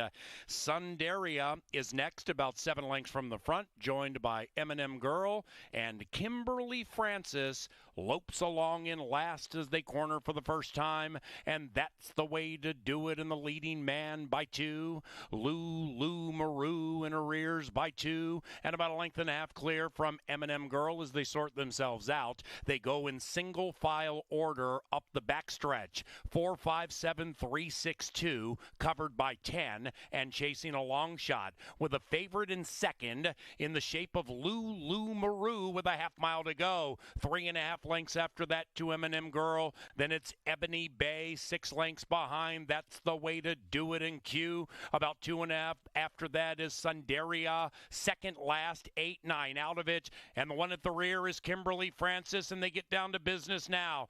That's the way to do it. Lulu Maru is prowling to the outside at 3-5 and attempting to go by. Ebony Bay angling to the outside, and then it's M&M Girl, and they're into the final furlong, and it's That's the Way to Do It, trying to hold off this favorite in her turf debut, but Lulu Maru came to run. Sundaria surging late, but Lulu Maru too good. Lulu Maru by 2.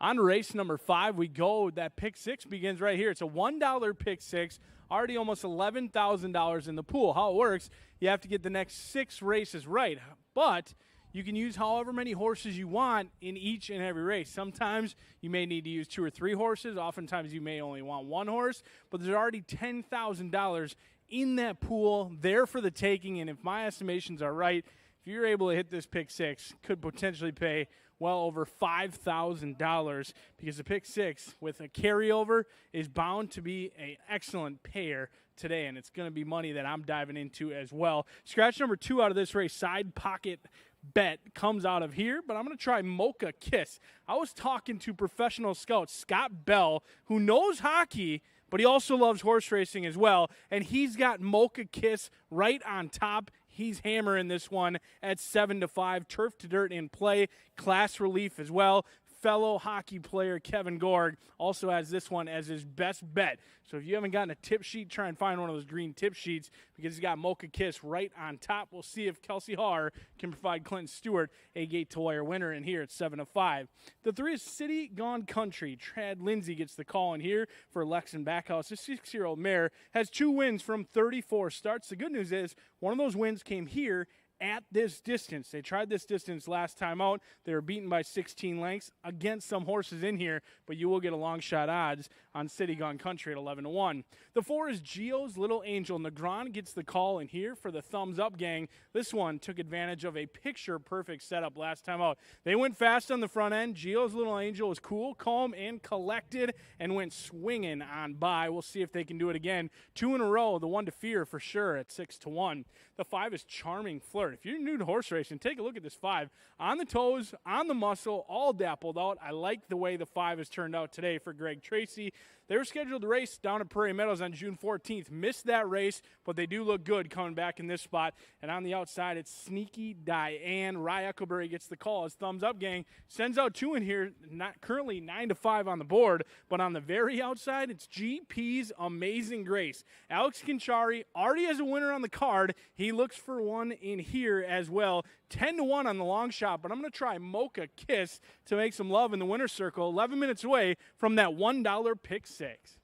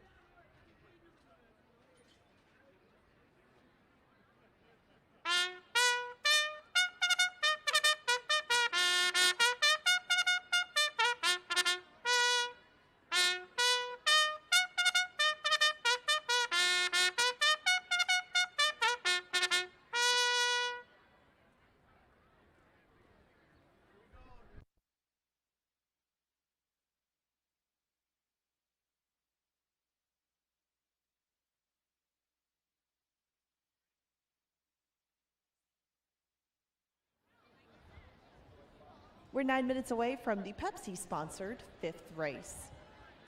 In this 5th race, we scratched the 2 Side Pocket Bet.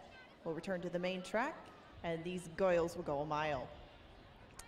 If you'd like to wager on this one, we recommend you do it early. You can do win, place, show, exacta, trifecta, superfecta, double, pick 3, and pick 6 wagering. That's a dollar pick six.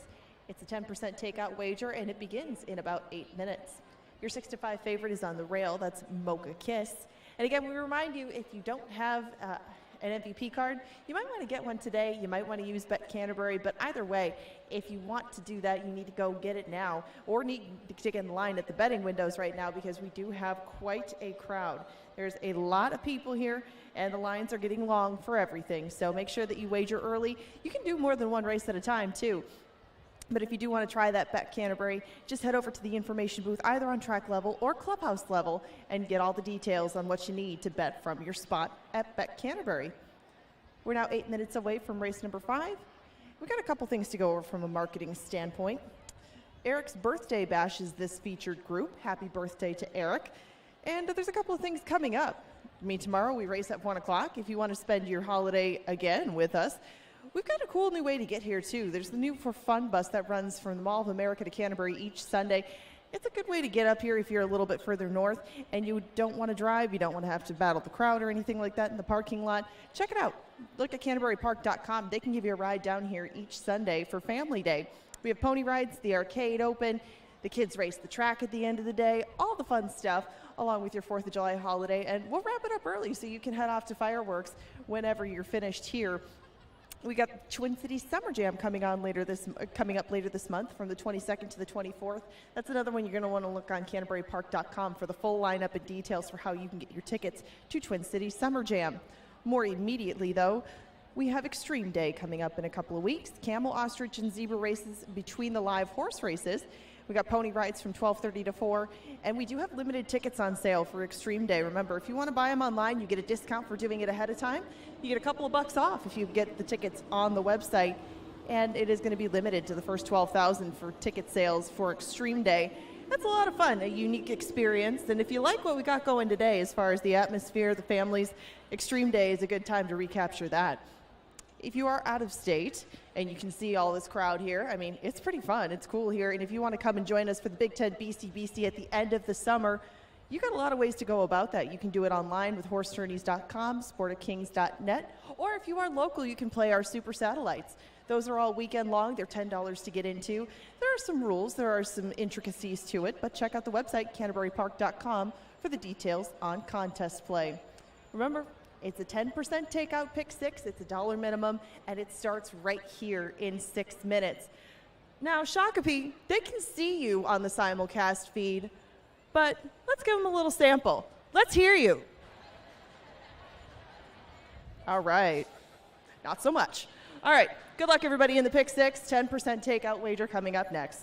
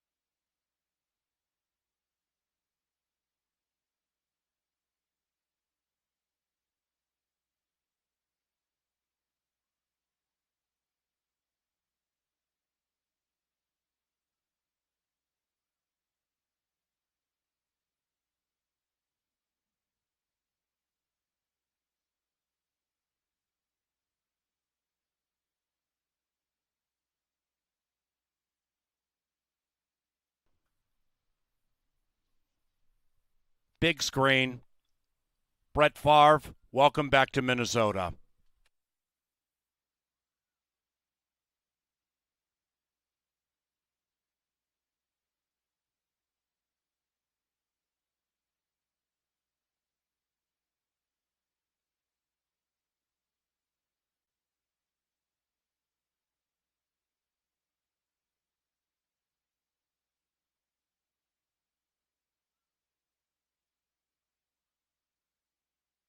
They have reached the starting gate, and it's post time for the 5th of 10 before fireworks. Good luck with pick six wagers.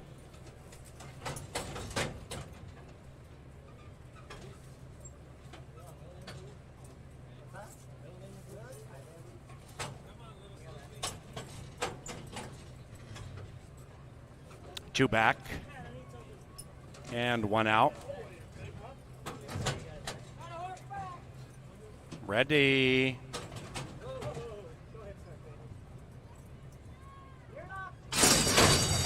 And they're racing in the Hobie RT Bonjour Classic. Mocha Kiss at 4-5 on that class drop. Came out nicely, but is in tightly around the first turn. The favorite now has had the spot ceded and taken by Sneaky Diane. Not so sneaky on the lead at 4-1. And goes Amazing Grace. The Okie travels in harmony with Sneaky Diane. After that is a headstrong Mocha Kiss wanting to go. The favorite is pinned to the inside by City Gone Country. Then we come back to Charming Flirt, about 4 out of it in the clear. And right behind that one is Gio's Little Angel. The six-pack is covered by 6, and they have about a half mile to go. And GP's Amazing Grace still to the outside of that gray Sneaky Diane. After that, Mocha Kiss still sequestered. City Gone Country right next to that one. Charming Flirt still 5th.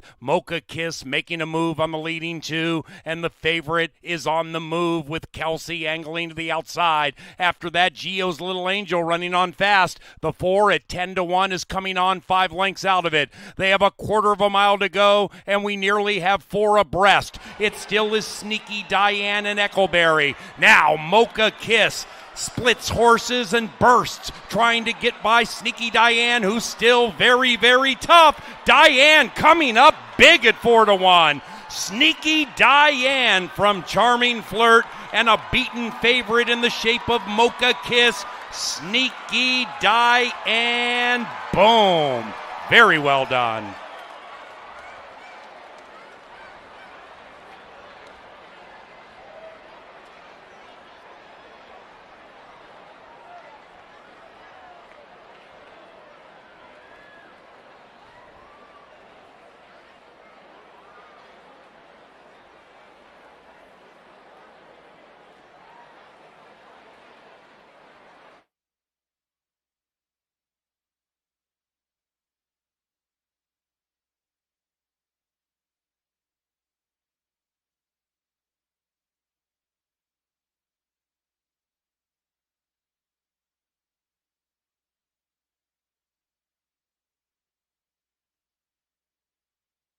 Number 6, Sneaky Diane, ran first.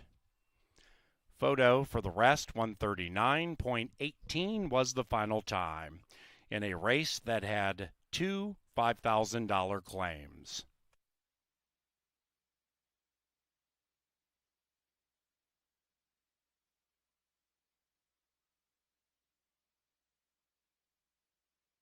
The numbers.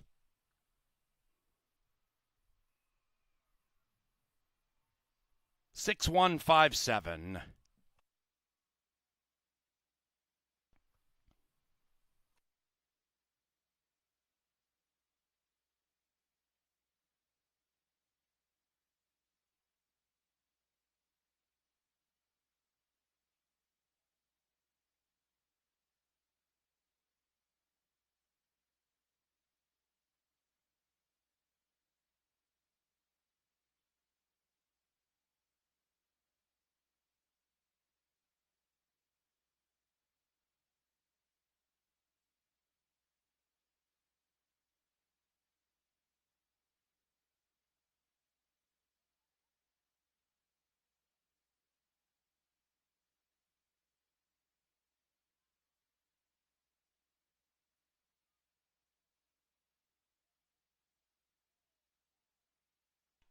And race 5 is official. Pick 3 from race 3, $20 and a nickel. The 6-1 exacta, $11.90 for a buck. 50-cent trifecta, $12.15. 10-cent superfecta, about $9.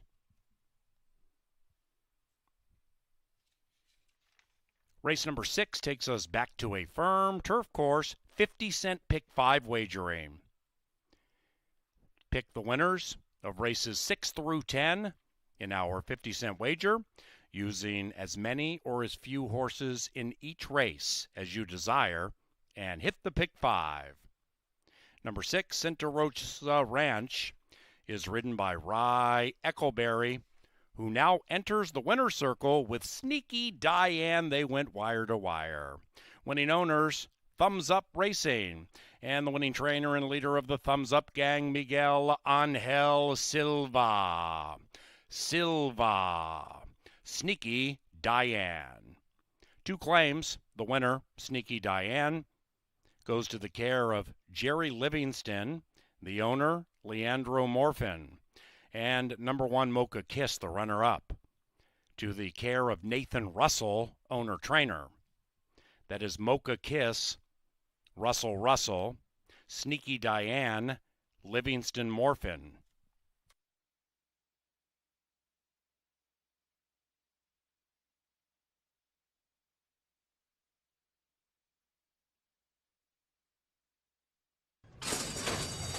And they're racing in the Hobie Artigue Bonjour Classic. Mocha Kiss at 4-5 on that class drop came out nicely, but is in tightly around the first turn. The favorite now has had the spot ceded and taken by Sneaky Diane. Not so sneaky on the lead at 4-1, and goes Amazing Grace. The Okie travels in harmony with Sneaky Diane. After that is a headstrong Mocha Kiss wanting to go. The favorite is pinned to the inside by City Gone Country. Then we come back to Charming Flirt, about 4 out of it in the clear. And right behind that one is Gio's Little Angel. The 6-pack is covered by 6, and they have about a half mile to go. And GP's Amazing Grace still to the outside of that gray Sneaky Diane. After that, Mocha Kiss still sequestered. City Gone Country right next to that one. Charming Flirt still 5th. Mocha Kiss making a move on the leading 2, and the favorite is on the move with Kelsey angling to the outside.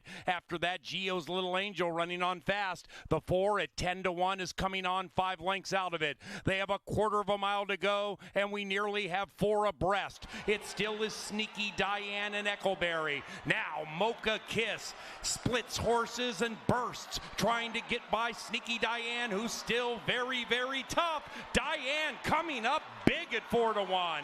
Sneaky Diane from Charming Flirt, and a beaten favorite in the shape of Mocha Kiss. Sneaky Diane, boom. Very well done.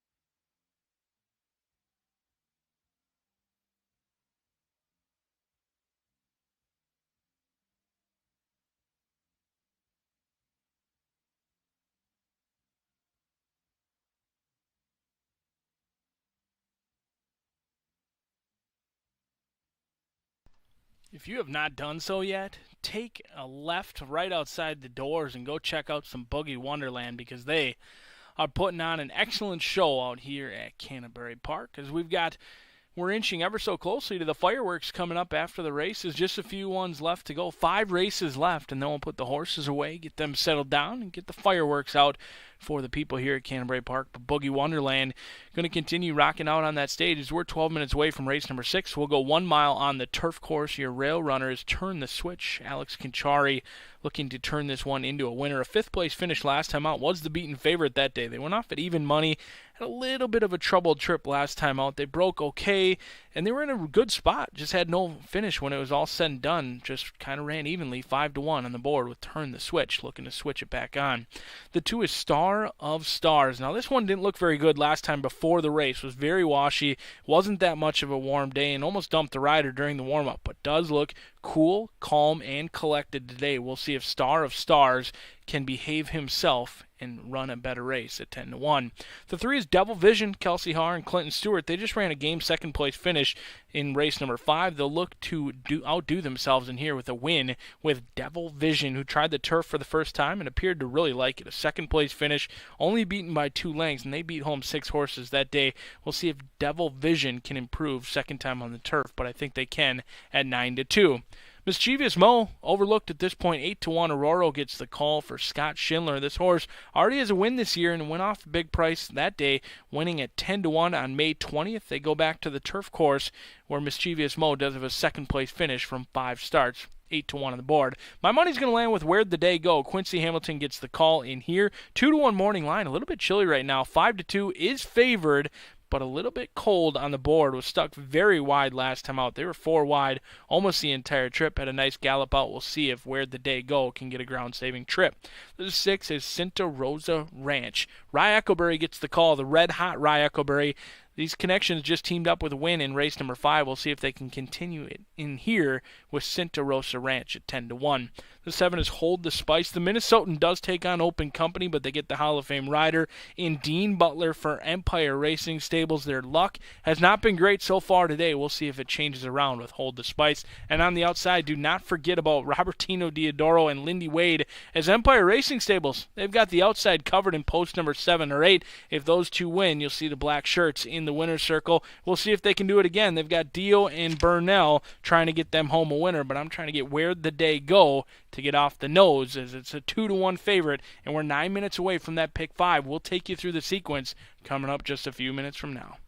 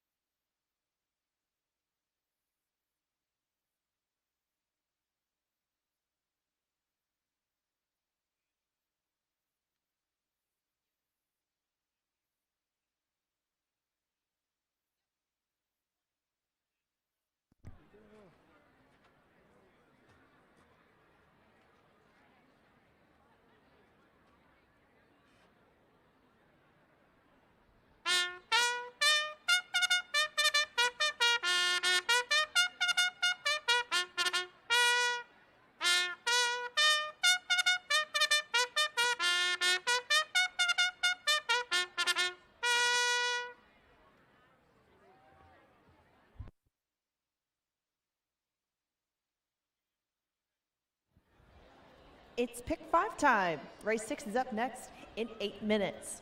We will go to the turf for race number 6. This one's sponsored by Mystic Lake. And in addition to the pick 5, you can bet pick 3s, doubles, exactas, tries, supers, and win place and show wagers. Make the rider on Santa Rosa Ranch, Rye Eccleberry. That's the extent of the changes for this first leg of the pick 5. And now again, it is 8 minutes away. Your 2-1 favorite is his selection, Where'd the Day Go?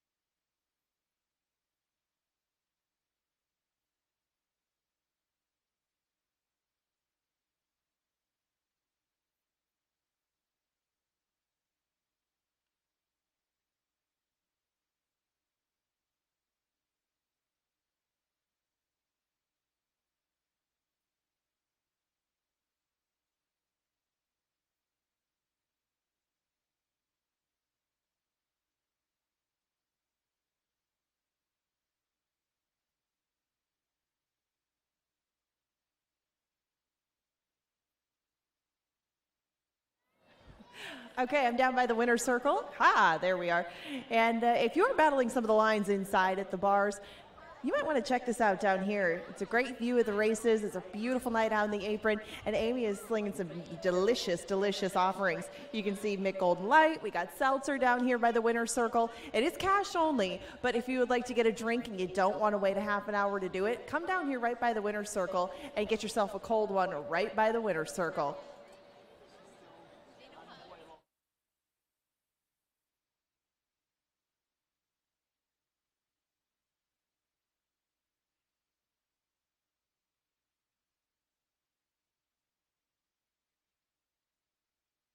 Speaking of cold ones, a Maker's Mark sounds awfully good right now. 10% takeout pick 5 coming up just 5 minutes away from race number 6. We've seen all week long this pick 5 can pay the real deal. It's paid $6,000 this week. Another time, we even had a dead heat mixed in and paid $2,500. It's only a 50-cent play. I know the pick 6 is a little bit challenging with that $1 minimum. However, the pick 5, one less race and half the money. A 50-cent play.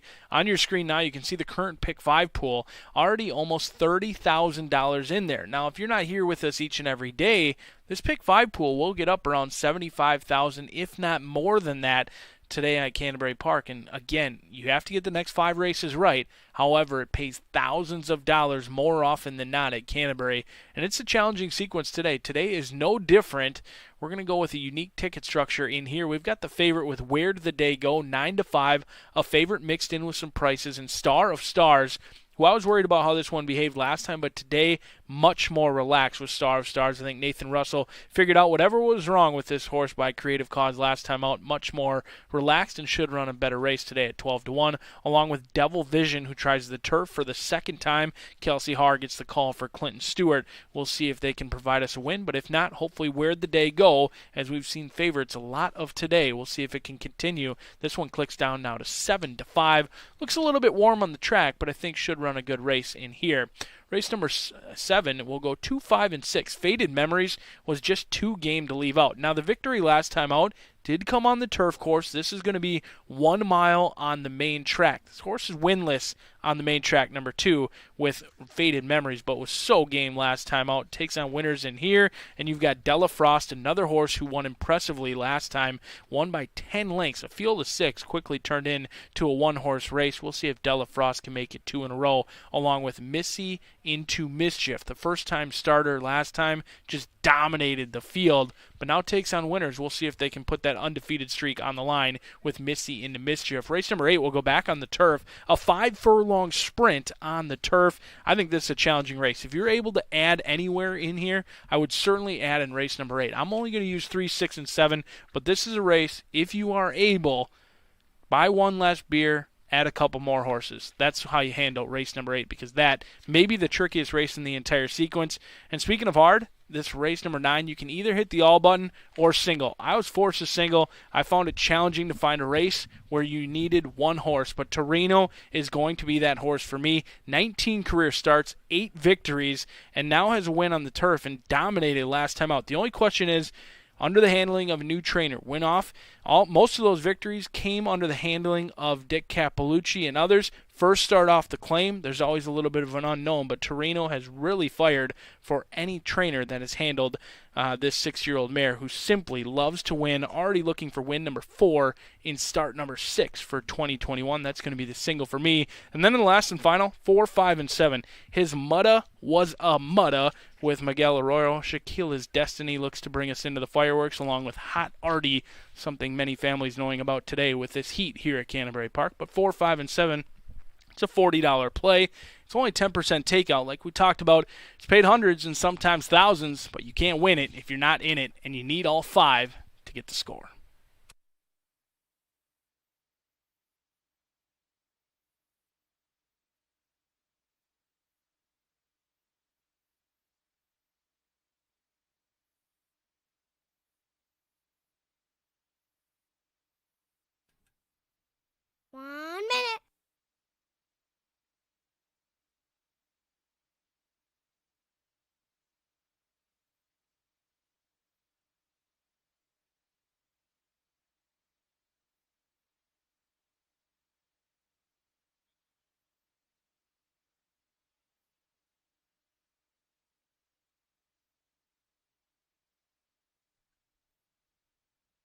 now.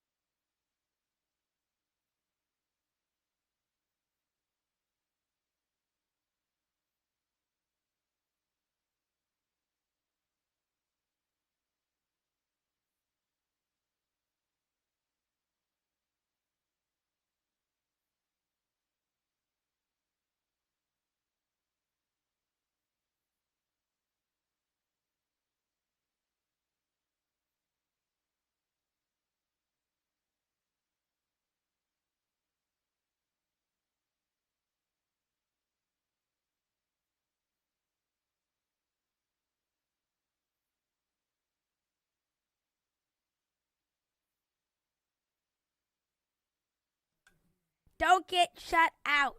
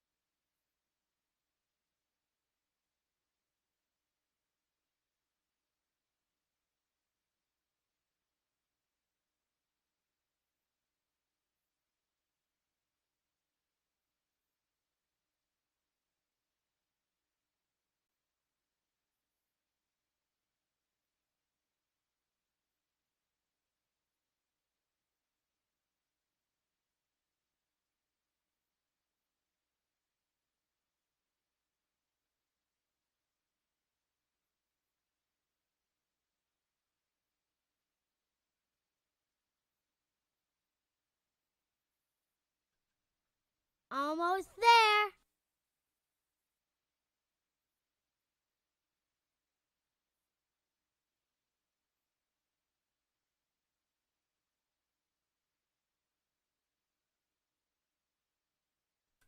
On the grass.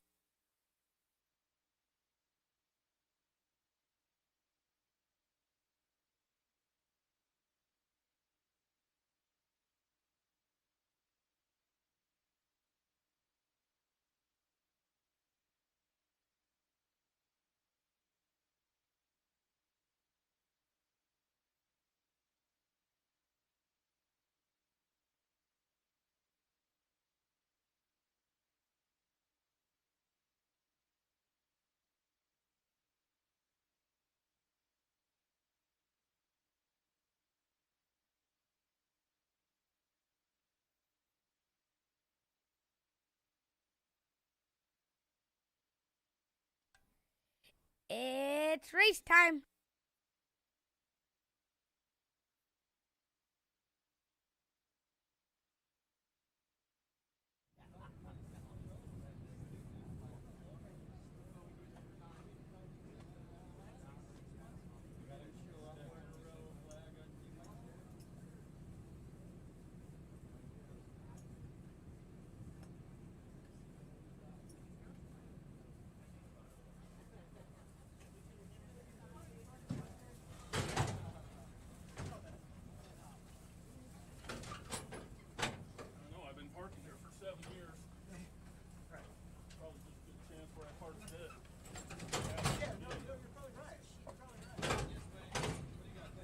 It is now post time for race number 6 as they move into the gate in the Miles, Theo, and Harrison Classic. Devil Vision, well supported at 3-1.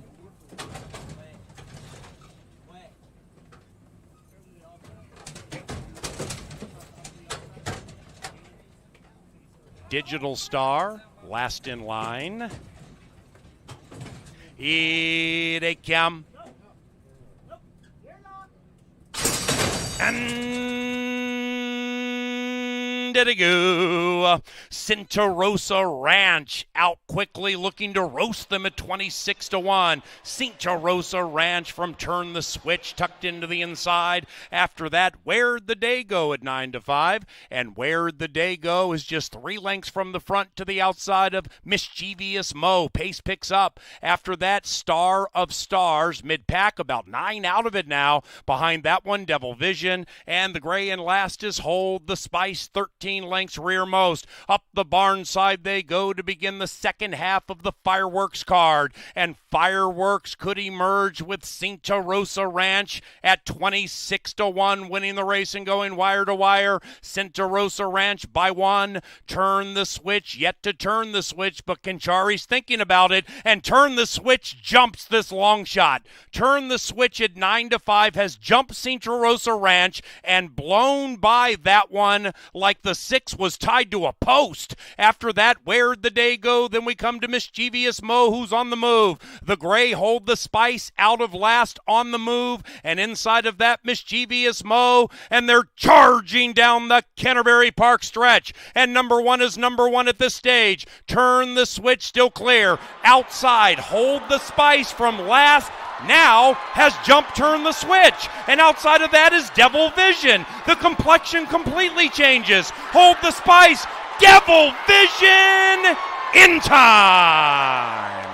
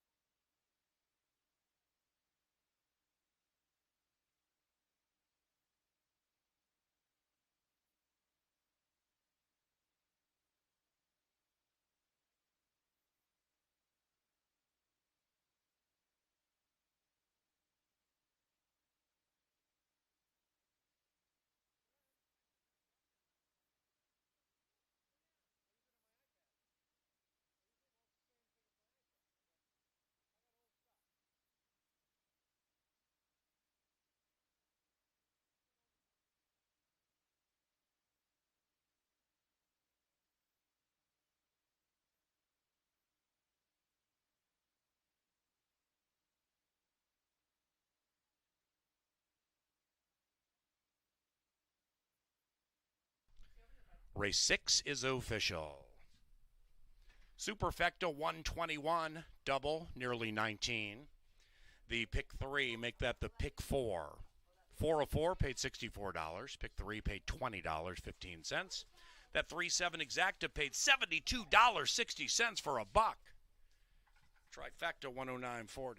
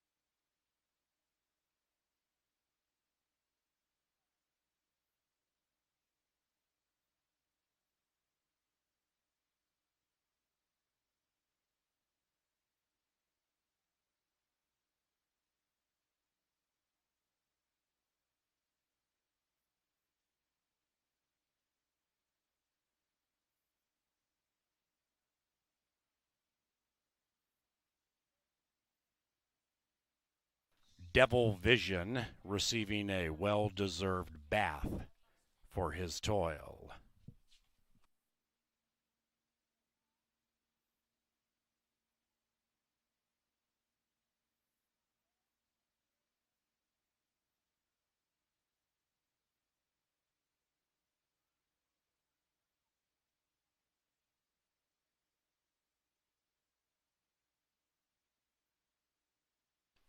Ladies and gentlemen, Canterbury Park would like to welcome everybody here for the Irving Anderson Celebration of Life.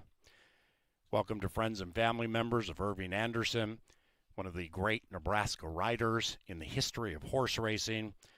Rode in the 38, 41, and 1973 Kentucky Derbies. To those here celebrating the memory of Irving Anderson, welcome to Canterbury. And welcome to Devil Vision in the Mystic Lake Winners Enclosure with Kelsey Haar. Devil Vision is owned by Todd Lieber and the winning trainer, Clint Stewart. Devil Vision is a 4-year-old son of Pollard's Vision from the Devil His Due mare, Friend O' the Devil. The winner was bred in Minnesota by the victorious owner, Todd Lieber.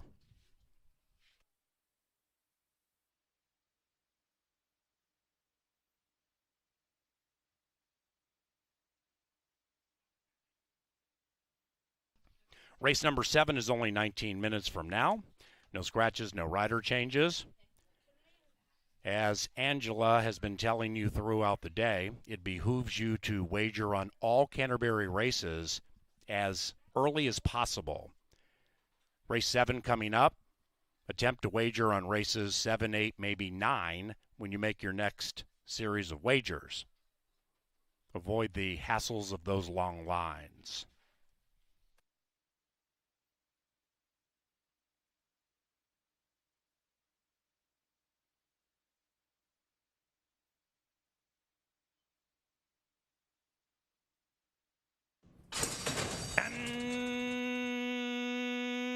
Did it go? Santa Rosa Ranch out quickly, looking to roast them at 26-1. Santa Rosa Ranch from Turn the Switch, tucked into the inside. After that, Where'd the Day Go at 9-5, and Where'd the Day Go is just 3 lengths from the front to the outside of Mischievous Mo. Pace picks up. After that, Star of Stars, mid-pack, about 9 out of it now. Behind that one, Devil Vision, and the gray and last is Hold the Spice, 13 13 lengths rearmost. Up the barn side they go to begin the second half of the Fireworks card. And Fireworks could emerge with Santa Rosa Ranch at 26-1, winning the race and going wire to wire. Santa Rosa Ranch by 1. Turn the Switch, yet to turn the switch, but Conchari's thinking about it, and Turn the Switch jumps this long shot.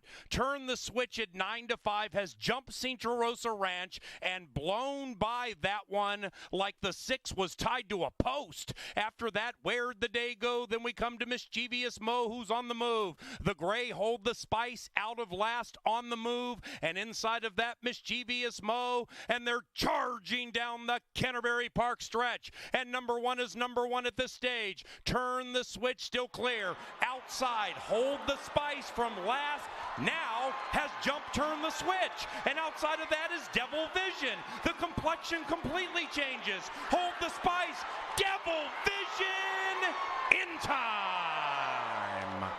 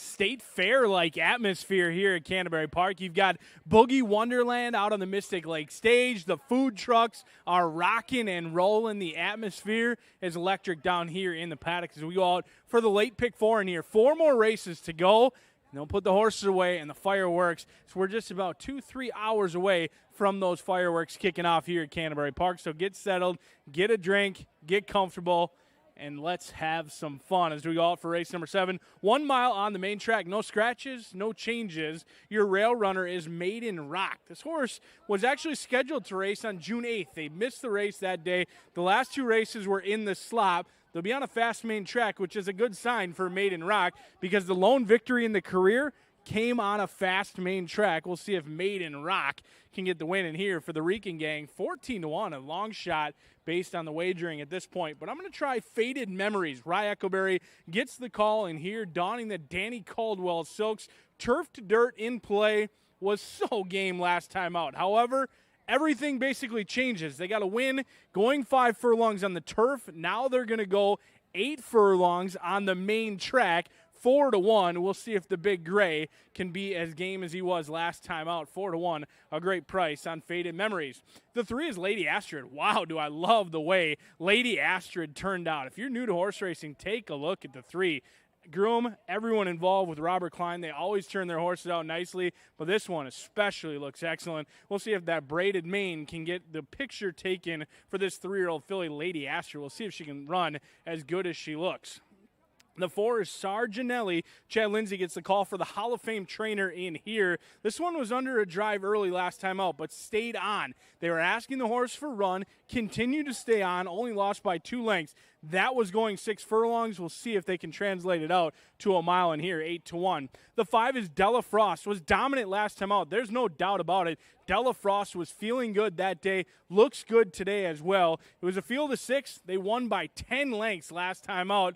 The rider, he says get paid to ride Wade, so maybe you want to follow his mantra in here, 9-2 on the board. But a lot of the money's come on the undefeated Missy Into Mischief. A perfect 1-for-1. Ruben Fuentes had opportunities to ride down at Prairie Meadows. He didn't. He sticks with Missy Into Mischief, putting that undefeated record on the line, and the money has come in at 9-5. But on the outside, it's the Minnesotan. Come on, Sweet Pea, for our leading rider, Alonzo Quinones. Does look a little warm down here out in the paddock. We'll see if this one settles down once they get to the track. But Mike Beeler knows how to train. Alonzo Quinones, our leading rider. We'll see if the Minnesotan can bring one home for the good guys. But I'm going to try Faded Memories in here versus the undefeated Missy Into Mischief as the beautiful Angela Herman takes you through that pick 4 next.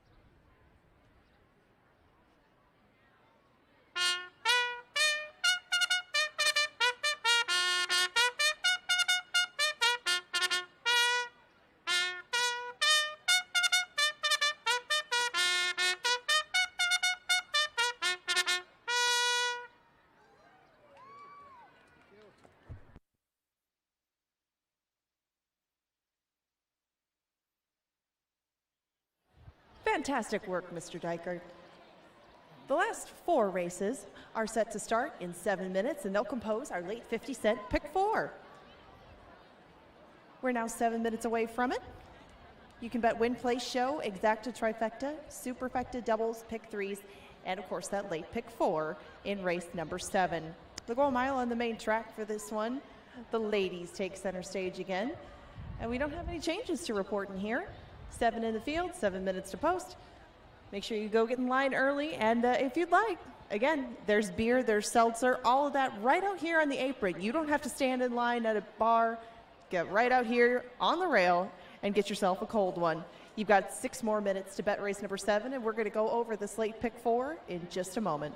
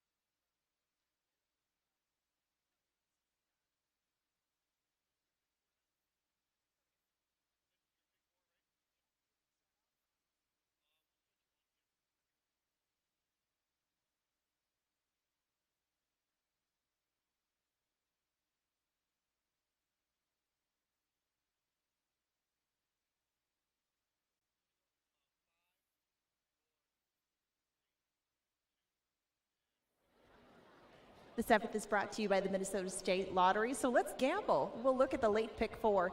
That starts in this race, and it's the last pick 4 of the day. We've had 3 of them. We got the last one for, I think, about $64 or something like that. So we'll try to double it up in here. This sequence looked a little bit tougher to me than the early one. I tried to cut this down, but it wasn't easy. I mean, I got a $24 ticket put together, but you could add in either this race or the last if you don't like the couple that I used. But they are contentious fields, and it's a nice way to close out our fireworks day. I mean, obviously, the big boom comes later, but these are a good 4 races, and if you like to do any sort of horizontal wagering, pick 3s, doubles, pick 4s, whatever it may be, you're probably going to get fair prices on anybody that you like within the sequence. I cut this one down to Sarginelli and the favorite right now. I cut that down with Missy into Mischief, making the stretch out, and Sarginelli coming with a lot of races under her belt already this year. She's already run 6 times. It would seem a logical step to go out to a mile, as she seems to be preferring to go towards the front end. I mean, earlier in her career, she showed just speed, speed, speed. And she did come from off the pace in her race in January where she broke her maiden. But ever since that time, she's kind of been a little more even as far as her running style. So Amaya would seem to suit her very well, and the price is going to be right. It's 8-1 right now. Missy into Mischief, very much the one to beat, a very talented filly, but it is only her 2nd start, and she's going to be asked to go a mile, so I opted not to single her and try to use at least something else as an alternative to that very, very talented 2nd-time starter. In race number 8, we go back to the turf. We go 5 furlongs. Okay. And in this 5 furlong claimer, I spread out a little bit more. I mean, it's just natural when you come to these turf races, especially the sprints. It gets contentious because horses come from all different class levels. Hotfoot is the one that I ended up with on top, but Samurai Mike has a very good record over this turf course, and he has a very good record going 5 furlongs over this turf course. It's been a little while since he's done it, though. We haven't seen him over it since last September, and he was facing optional claimers at that time. They were pricey ones at that. Now he's in against a $7,500 bunch. Carl Broberg has had him for quite a while now, maybe had some time to figure him out. If you throw out those 2 dirt races and his very first race of the year that he might have needed, he makes a little sense coming back to his favorite turf course and going his favorite distance over it. 2, 3, 4, and 6 for me in there. And I have a horse that I really like in race number 9. I did use her with a couple other ones because I don't know if she's going to like the turf. She's certainly bred to, and she has a good underside. Golden Tiago is my Golden Day's half brother, and my Golden Day is my top pick in there. She's going to try it for the first time. Christine Mamakos doesn't bring too many horses up here, but Song at Midnight is one that came from this barn from Iowa and upset everybody at 27-1 when she tried the turf at 5 furlongs for the first time. My Golden Day ran a really nice race last time. That was against Iowa breds. It was very specific Iowa breds, but she was odds on that day, and she has run some really nice races in the past against much classier horses. She makes a lot of sense in this spot because she'll probably be overlooked, and I would expect maybe getting that 7 or 8-1 price. She's a nice filly, and I think just because of our lack of familiarity with her, she might get let go on the board. Guess Check and Pass the Cat are the way that I'm going to close this one out. I volleyed back and forth between these two with who to put on top. I had Guess Check, then I had Pass the Cat, then I had Guess Check. But if I'm not going to put the favorite on top in here because it's her 2nd start and she goes a mile, I'm not going to do that with Guess Check either. I ended up with Pass the Cat on top. as he makes the drop from maiden special weights to maiden claimers. That's a big drop, and this horse does have a touch of speed to him that he hasn't been able to show yet against maiden special weights. Maybe that's just not going to be his competition level at this point in his career, and the drop will help out in getting that speed back into him, and he can stay close to the pace. I didn't like either one of the big closers in there. I thought maybe Guest Check with a better break could get himself closer to the pace, so I ended up on these two. That's where you get that $24 ticket. It starts in about 1 minute. Might take a little bit more time to spin them, but they are making their way towards the gate slowly. If you would like to wager on it, you better do so now. Good luck in the last 4 races of the day. Keep on having fun, everybody. We got more Boogie Wonderland. We got more races coming up. We've got a very interesting little promo in the next. And stay tuned for the Winner's Circle. We've got a lot more to show you.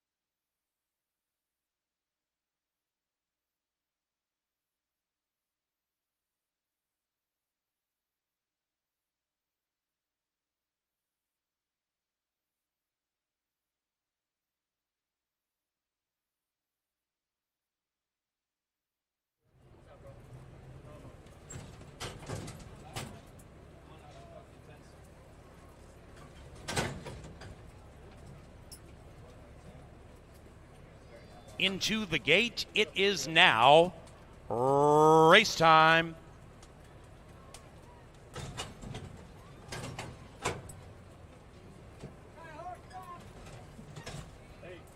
Come on, Sweet Pea. Next in line. Here they come. And they're racing, and they've broken a perfect line. Sarjanali and Lindsay right to the lead from 11-1 to 5-1 in that last click. Sarjanelli is prominent, racing to the inside of Missy into Mischief. Behind them is Faded Memories, looking to rattle off 2 in a row. Likewise for jockey Kelsey Haar aboard that 3. Lady Astrid beginning to advance about 2 lengths from the lead and to the inside of Della Frost. Right behind them is Come On, Sweet Pea, and Sweet Pea's making a bit of a move to the outside, 4 lengths out of it, and those 6 are a good 7-8 clear from Maiden Rock. Up the Canterbury Park barn side they travel, and 4 and 6 go in perfect harmony. It is Sarjanelli to the inside of Missy into Mischief. Right behind them is Della Frost, the gray on the inside, Faded Memories. Lady Astrid shoved on hard by Haar and overtaken by Come On, Sweet Pea. Come on, Sweet Pea, trying to get up there by the leaders. Maiden Rock still 15 out of it, and the battle between Missy and Sarjanali continues to be fierce. Missy into Mischief to the outside of the long shot, Sarjanali. Behind them is Faded Memories, and they're roaring down the Canterbury Park stretch. Ruben Fuentes pushes the button on Missy into Mischief, and she responds beautifully just like last time. Sarjanali fighting back gamely on the inside, and outside of that, Come On, Sweet Pea, Missy into Mischief, Sarjanali wins.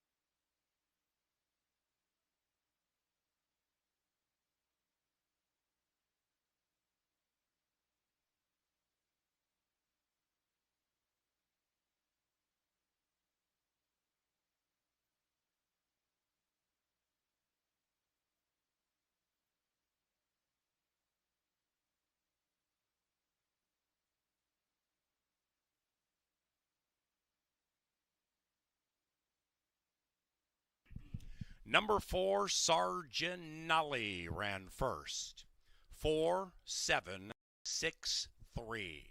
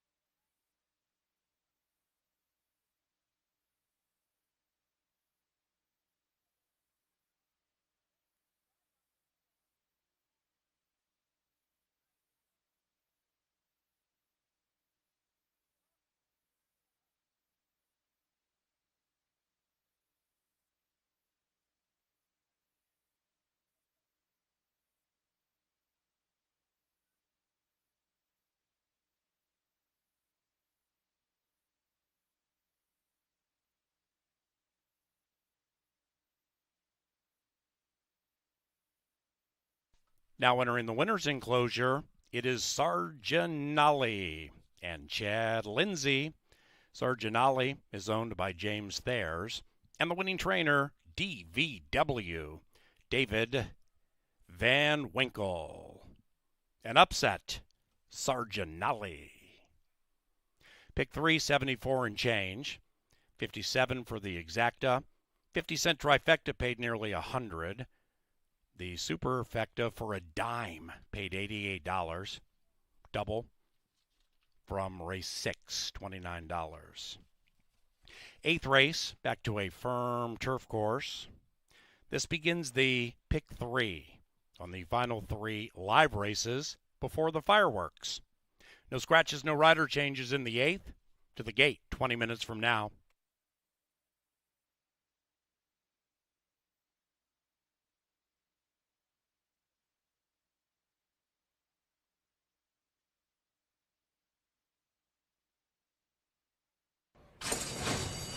And they're racing, and they've broken a perfect line. Sarginelli and Lindsay right to the lead from 11-1 to 5-1 in that last click. Sarginelli is prominent, racing to the inside of Missy into Mischief. Behind them is Faded Memories, looking to rattle off 2 in a row. Likewise for jockey Kelsey Haar aboard that 3. Lady Astrid beginning to advance about 2 lengths from the lead and to the inside of Della Frost. Right behind them is Come On, Sweet Pea, and Sweet Pea's making a bit of a move to the outside, 4 lengths out of it, and those 6 are a good 7-8 clear from Maiden Rock. Up the Canterbury Park barn side they travel, and 4 and 6 go in perfect harmony. It is Sarginelli to the inside of Missy into Mischief. Right behind them is Della Frost, the gray on the inside, Faded Memories. Lady Astrid shoved on hard by Har and overtaken by Come On, Sweet Pea. Come On, Sweet Pea, trying to get up there by the leaders. Maiden Rock still 15 out of it, and the battle between Missy and Sarginelli continues to be fierce. Missy into Mischief to the outside of the long shot, Sarginelli. Behind them is Faded Memories, and they're roaring down the Canterbury Park stretch. Ruben Fuentes pushes the button on Missy into Mischief, and she responds beautifully just like last time. Sarginelli fighting back gamely on the inside, and outside of that, Come On, Sweet Pea. Missy into Mischief. Sarginelli wins.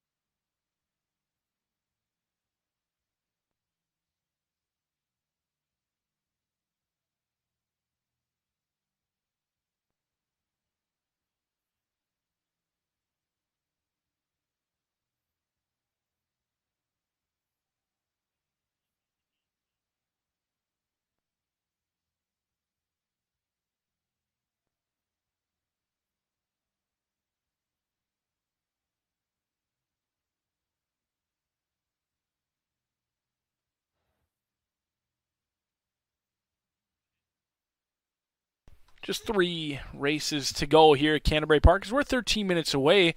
A field of 8 will go back out on the turf course, a 5-furlong turf sprint. Now, you want to pay attention because this race is going to go awfully quick. They'll stop the clock in around 56 seconds.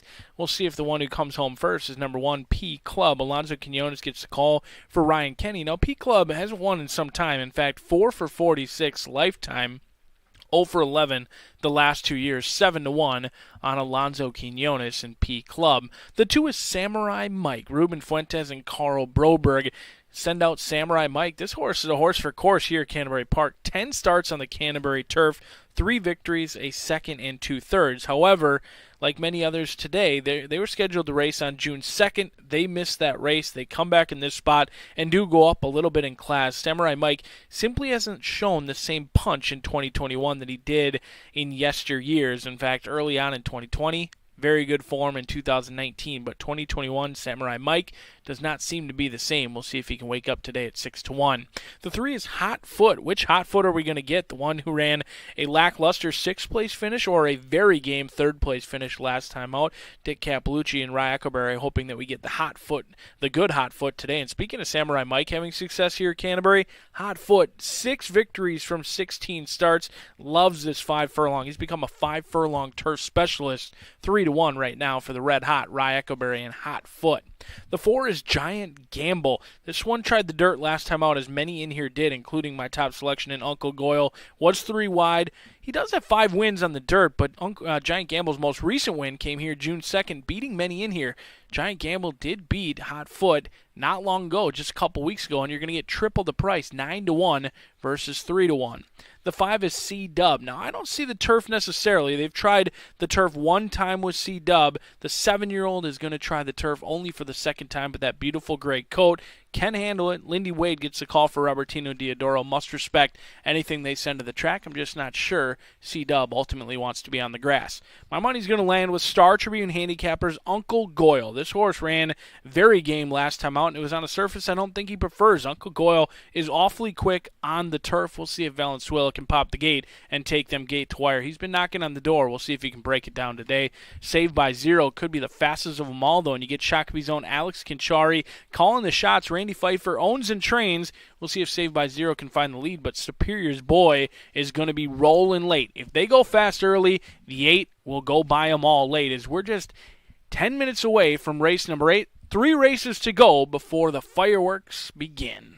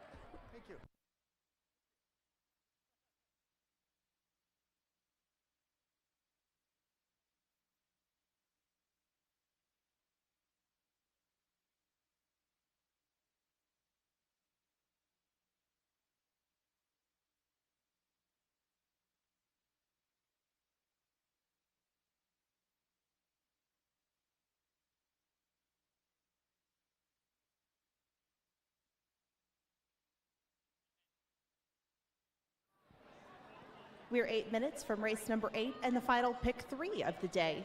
We go to the turf course for this 8th race. They'll go 5 furlongs with a field of 8 astride. Win, play, show, exact astride, supers, and doubles are available in addition to the 50-cent pick 3, the final one of the night. Your 5-2 favorite is the 6th, Uncle Goyle, as they make their way onto the main track. The 8th is sponsored by Apple Autos, as it is every day. But don't take your attention away from the front of the track when they get through the post parade. There's something very interesting coming up, and you'll want to get a front row seat for it. Stay tuned.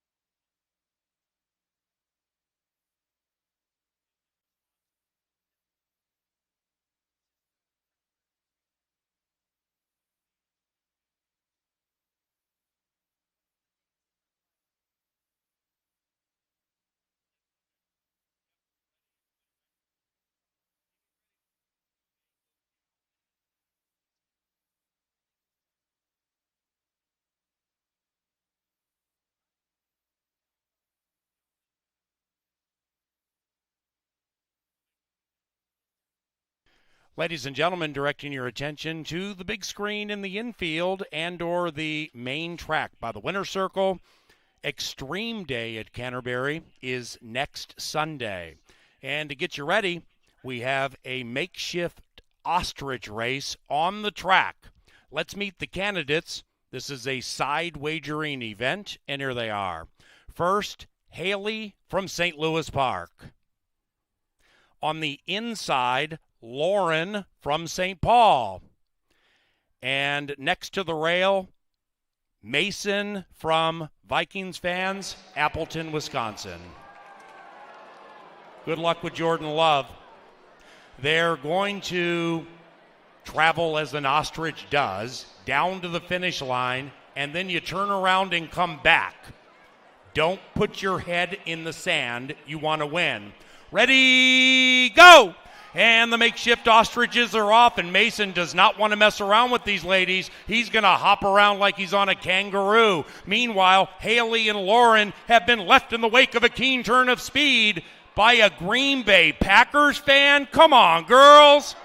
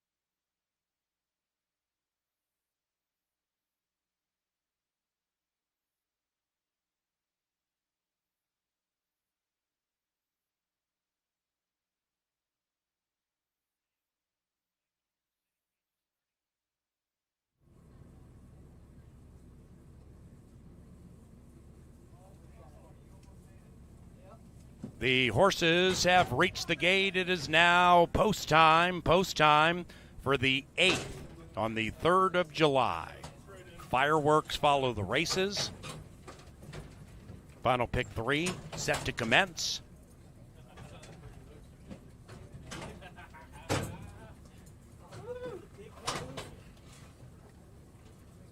Eighth race, courtesy of Apple Autos, the official vehicle supplier to Canterbury. Superior's Boy will be the last in line. Superior's Boy, 5-1. 8 in the gate. Turf Dash.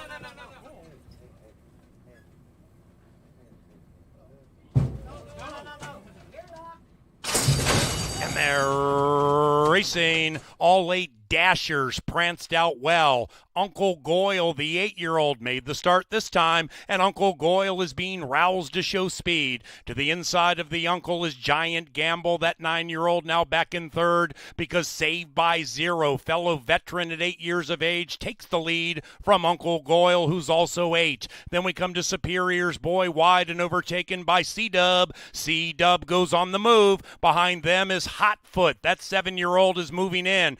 About 5 lengths to the good of Samurai Mike, and P Club is last as they reach the top of the stretch and they head for home. It is Uncle Goyle kicking away by 3. Here comes Superior's Boy fast on the outside, along with Giant Gamble chasing Uncle Goyle, who still leads. Uncle Goyle to make them say, Uncle!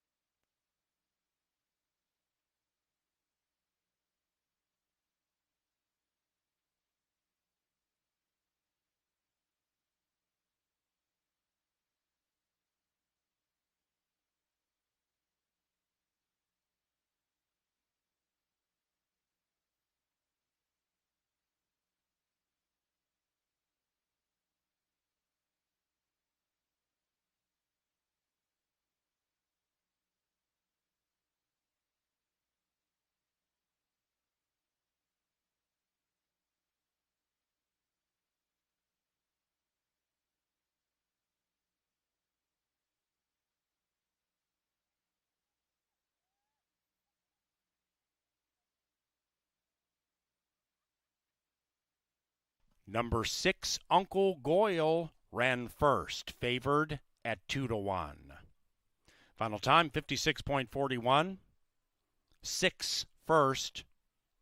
The numbers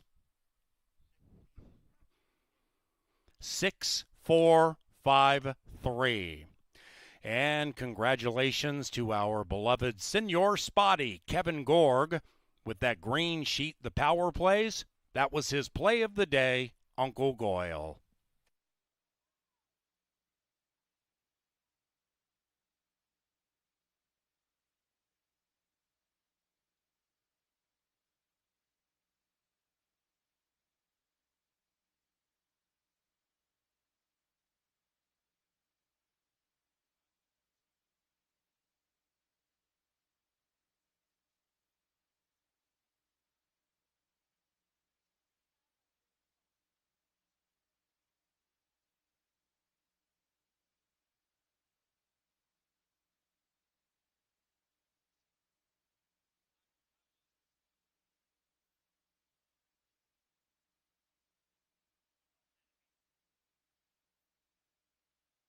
Race 8 official. Trifecta paid $41. Favorite, all odds. 10-cent superfecta nearly $30. Double, $28.70. The 50-cent pick 3 from race 6, $63.60. And the $1 exacta, $18.40. The 9th race is the July 3rd penultimate. And it commences Dr. Dan's late double. Back to the turf, no scratches. Ladies and gentlemen, don't forget, you can watch all of Canterbury's racing live via our YouTube stream. It is YouTube/Canterbury Park. Can't make it to the races? Watch the action, maybe with the kids, at YouTube/Canterbury Park.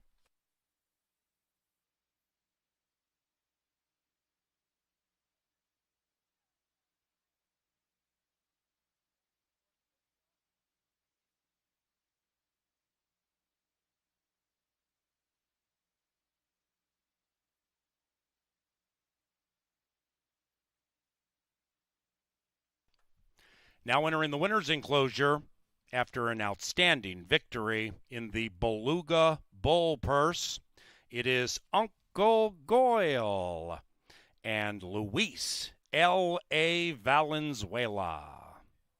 Winning owners, Take a Shot. Winning trainer, Ed Karoluk. The uncle, Uncle Goyle.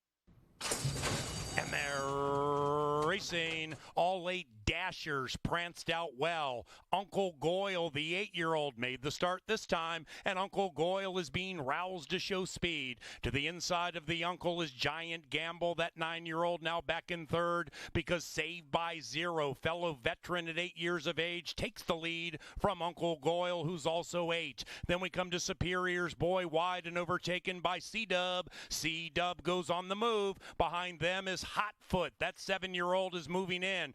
About 5 lengths to the good of Samurai Mike, and P Club is last as they reach the top of the stretch and they head for home. It is Uncle Goyle kicking away by 3. Here comes Superior's Boy fast on the outside, along with Giant Gamble chasing Uncle Goyle, who still leads. Uncle Goyle to make them say, Uncle!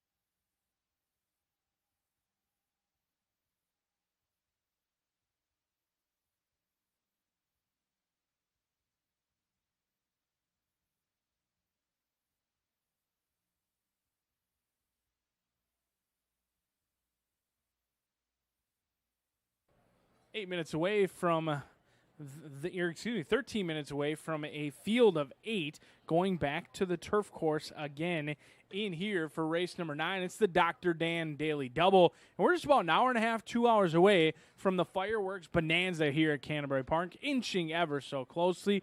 Boogie Wonderland still rocking out on the set as well. A field of 8 going 5 furlongs. The one is Macho's Vision. Mike Beeler owns and trains, comes in off of a win last time out and technically gets class relief as well. It was a game win last time. They broke from the outside, showed speed, and stayed on with it very nicely. Now they'll have to make it 2 in a row from the inside at 9-2 on Macho's Vision, who does look excellent down here in the walking ring. If you're new to the horses, take a look at the one because I love the energy I'm seeing from Macho's Vision. The 2 is How Much is Too Much, something many parents debate every single day. 7-1 on the board. Lindy Wade gets the call for Greg Tracy. Second start off of the layoff. The first one was down in Chicago on the synthetic. This one is stakes tested up in Woodbine in Canada. $100,000 stakes race up there. Did run third. The class is there. We'll see if the results follow. 7-1 on the board, but all of the money has come on Emerald Princess. Mac Robertson and Alex Conchari get the call in here. Cecily Evans rode this one, a great race last time out, finishing second by a length. Now Alex Conchari gets the call. Second time trying the turf. They found out that Emerald Princess wants to be on the turf. Loved it last time. We'll see if Emerald Princess can make up a length because the horse that they lost to is on your screen now, and that's the top selection in Torino at 6-1. Negron gets the call in here for Troy Bethke. First start off the claim, and there's no doubt about it. Torino absolutely loves to win. 8 for 19, a perfect 1 for 1 on the Canterbury turf. 6-1, a great price. The morning line said 2-1. Now triple the price. I'm going to double the wager with Torino. The 6 is My Golden Day. Luis Valenzuela, Christine Mamakos, another horse who loves to win. Over $120,000 in earnings with 4 victories from 14 starts. But they've all been on the main track. They try the turf today at 5-1.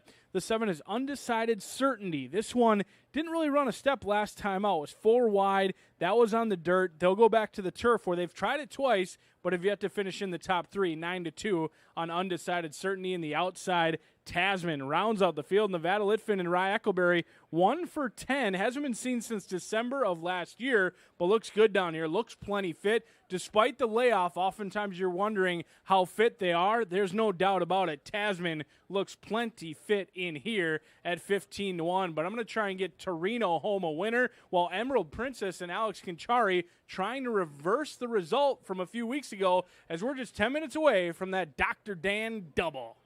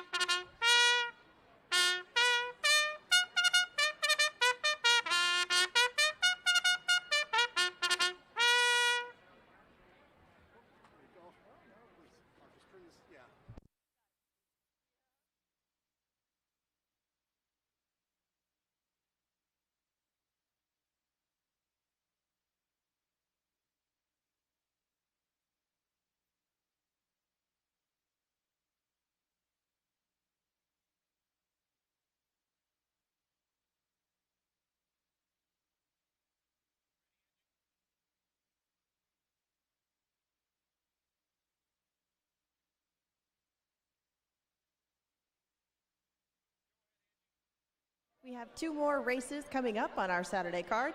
The 9th is 8 minutes away. We go back to the turf course. We'll sprint 5 furlongs again, but the ladies will take their turn at doing this. If you would like to bet the last double of the day, now is your opportunity. You had 8 more minutes. You can do doubles, supers, tries, exactas, or win place and show wagers.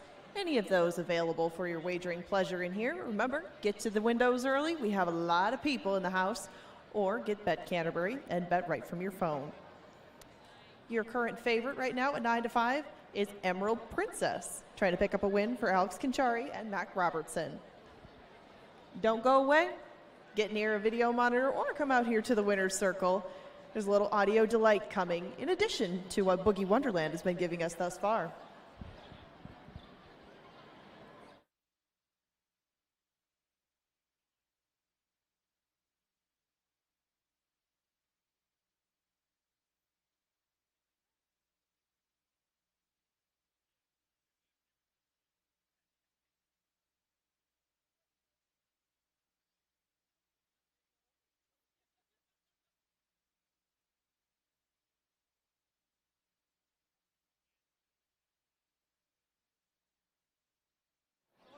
Trotting around warming up right now is BA's Budweiser Hammer Time selection.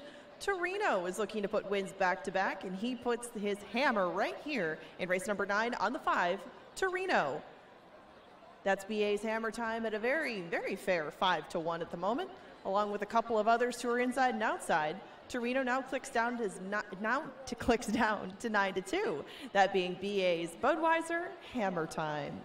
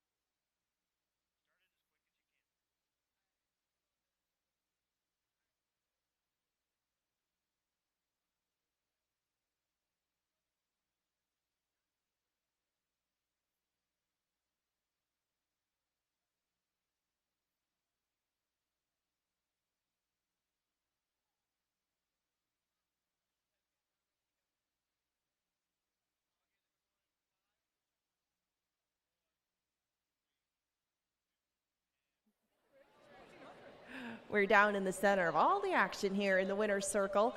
And as we know, Twin City Summer Jam is coming up. And I have Heather with me right now who's interested in maybe coming and joining us for Twin City Summer Jam. Where are you from, Heather? Richfield, Minnesota. There we go. We needed a Minnesotan contestant for one of these. So it's pretty simple. This is going to be Twin City Summer Jam. Finish the lyric.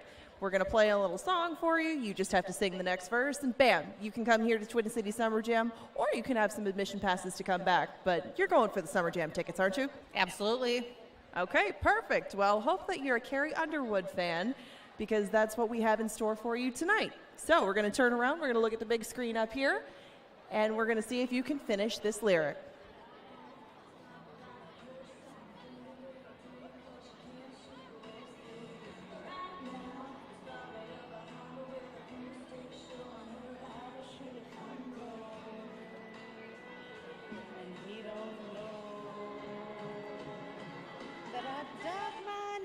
Into the side of his little red 405. I think that'll do. No? Yes? No? They say yes. The crowd has spoken. They say yes. You are coming to Summer Jam. Nice job. Thank you for coming and joining me in here, and we hope you enjoy the concert. Thank you so much. If you want a chance to win some Summer Jam tickets, come down here, try out your karaoke skills, see if you can finish the lyric out here at Canterbury Park.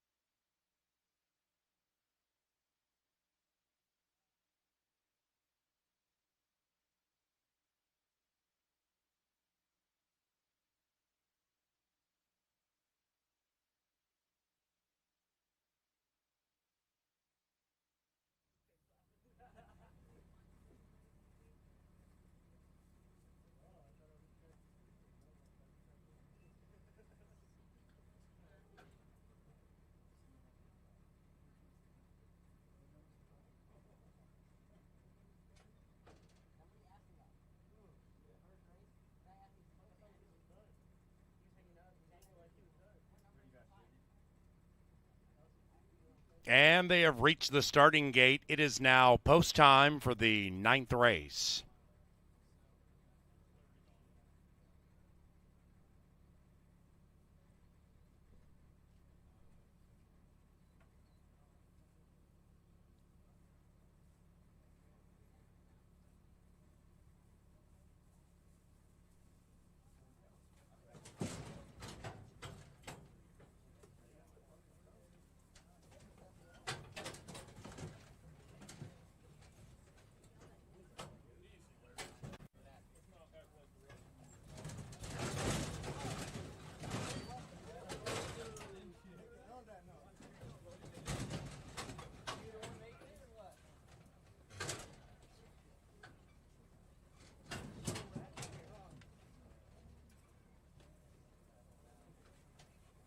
Modern Muse has gone in. Tasman, last in. 8 in the gate. It is now turf time. And they're racing, and the speedsters zip out in kind. Macho's Vision, in search of 2 consecutive wins, pops out of the gate nicely from the 1 hole and is contentious. Now, Terreno, looking to win 2 in a row, has wrested command from the rest of the field. Emerald Princess to her inside. After that is How Much Is Too Much. The rider is on the move with the horse, looking for 3. And now up top, Terreno has opened up a 2-length lead with a quarter of a mile to go. From the back of the pack, My Golden Boy, the Prairie Meadows Steam, 7 out of it, rolling into the outside. Then we come back to Undecided Certainty, and the Okie Tasman is last. And up top, Terreno continues to powerhouse nicely. But here's My Golden Boy on the outside and Macho's Vision on the inside. Terreno digs deep, has more. 5, 6, wire, Terreno!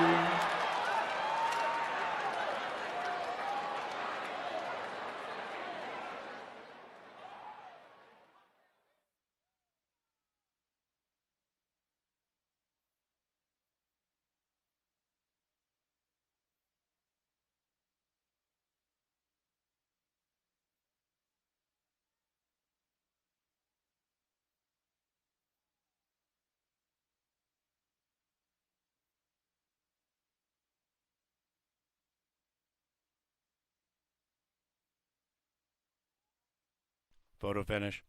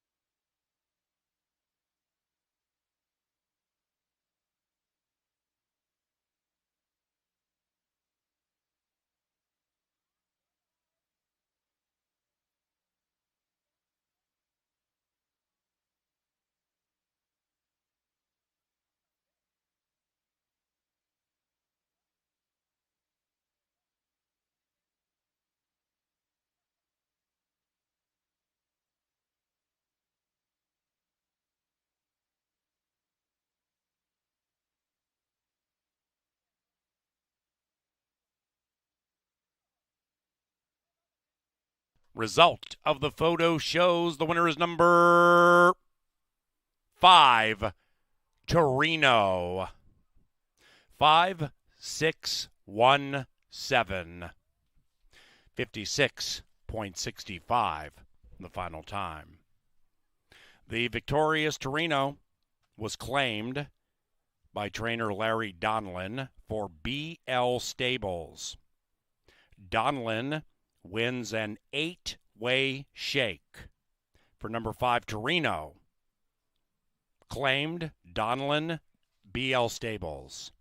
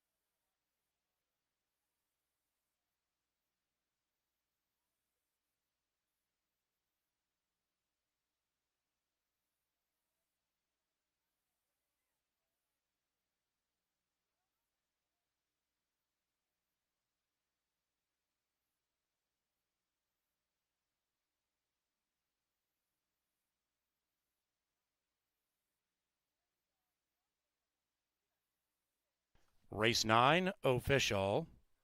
Exacta 30, trifecta 54.65.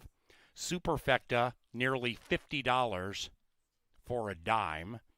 Double 14 and change. Pick 3, 95.70. Torino paid $15 to win. Louis Negron, the winning rider, for Tony Barcher and Troy Bethke. 10th race, final live race, fast main track, no scratches. Then after that, we get the horses bedded down and relaxed, and the fireworks fly.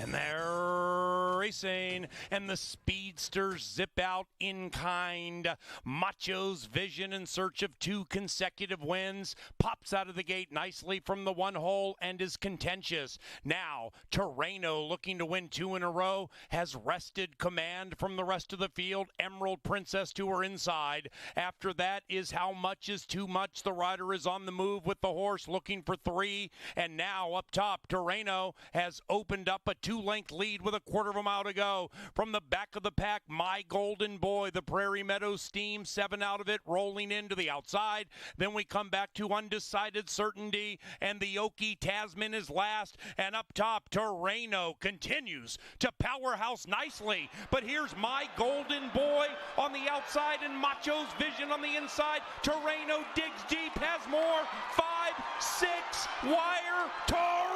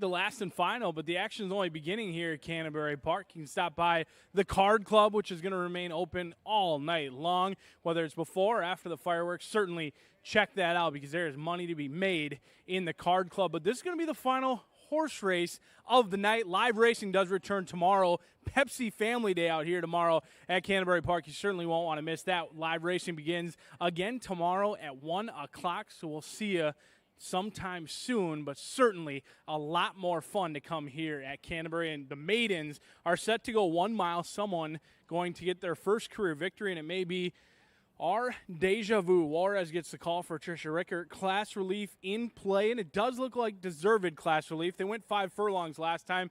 Maybe our Deja Vu's just not a sprinter. They've never tried 2 turns. They're going to try something new today with our Deja Vu. The 2 is Guest Check. Now, this one is lightly raced. That's the good news. The bad news is they lost by 15 lengths last time out versus a similar group. That was going 6 furlongs. Another who stretches out today does look excellent in the walking ring. It's Guest Check making start number 2.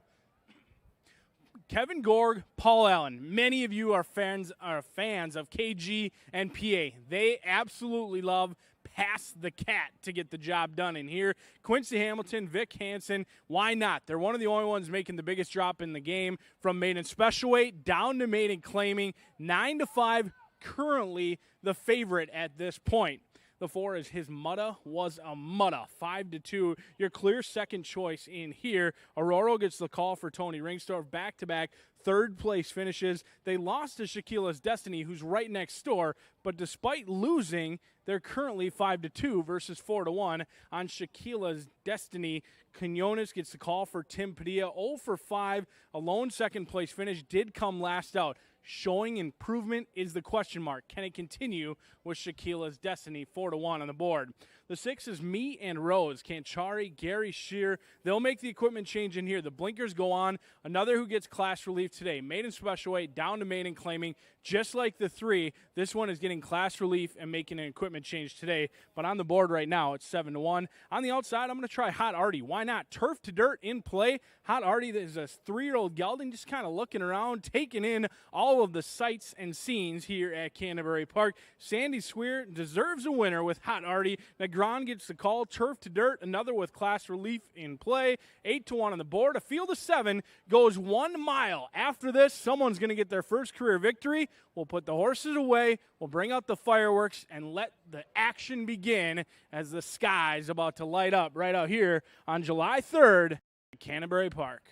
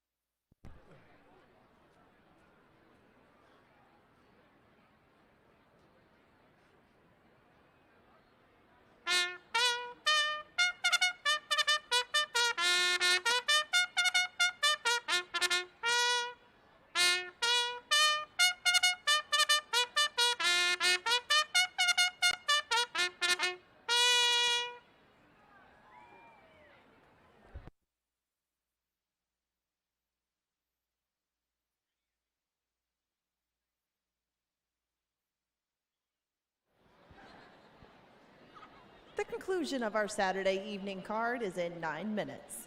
The 10th race is coming up with some maidens that were bred in the state of Minnesota. They go 1 mile in this race. Got no changes to report.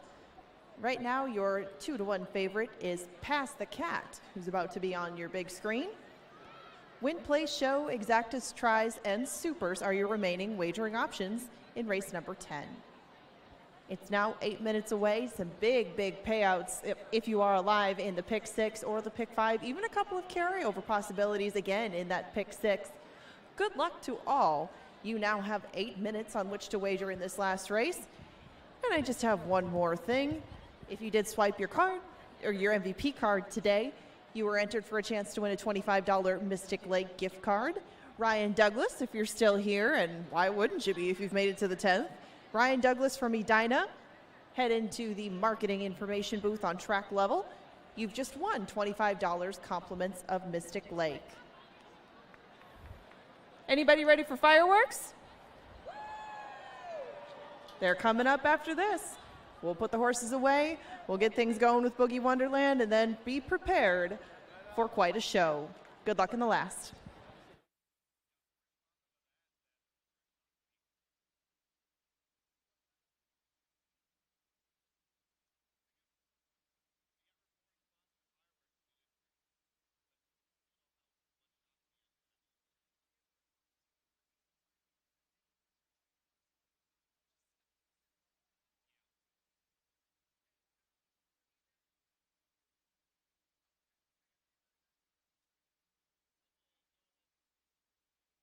Up shortstop. VA's Continental Diamond. Diamond in the Rough is coming up in the last race. Shoot, after the way that the Hammer Time ran, how can you not like Hot Artie? 8-1, a very fair price on Hot Artie in this last race of the evening. He gave you 6-1 last race. See if you can cash in on this one. This is your last opportunity for Saturday night racing. You have 7 minutes to bet the 10th. If you have time, go bet the Continental Diamond, Diamond in the Rough.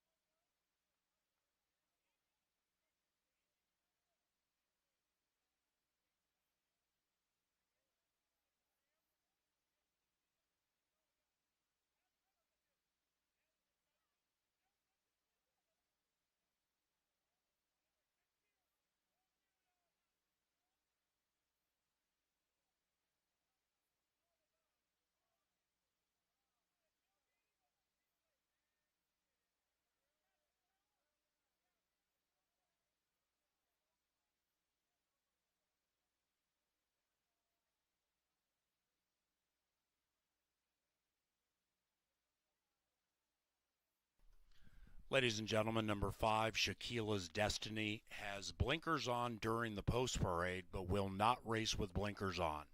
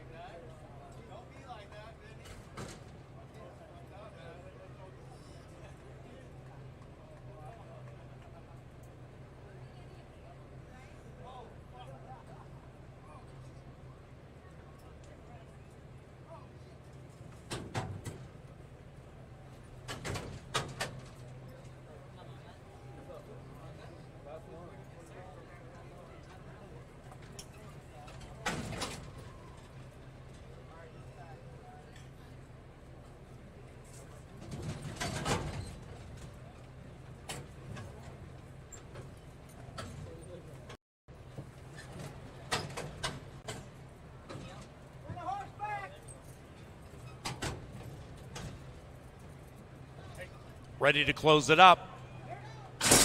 And they're racing.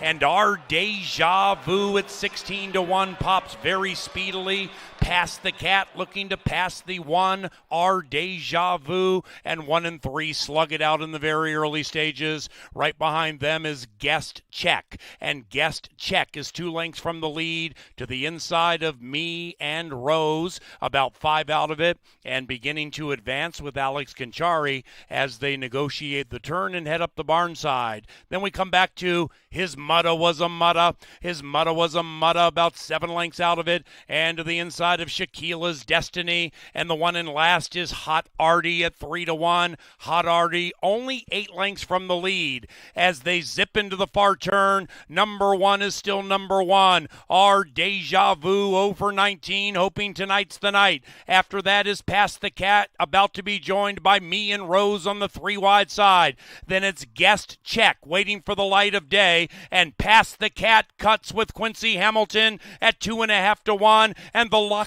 of Quincy Hamilton flow in the Shakopee breeze with a quarter of a mile to go. Past the Cat opens up by 2. After that is Our Deja Vu. Then we come to Me and Rose, shoved on hard by Alexander. Guest Check right behind them, and on the outside is Shaquila's Destiny. Past the Cat. They're trying to pass the Cat, who continues to purr, now joined by Me and Rose, and Me and Rose is to the outside of Past the Cat. 3 and 6 to the line together. They finish with a spine tingler. They couldn't pass the Cat.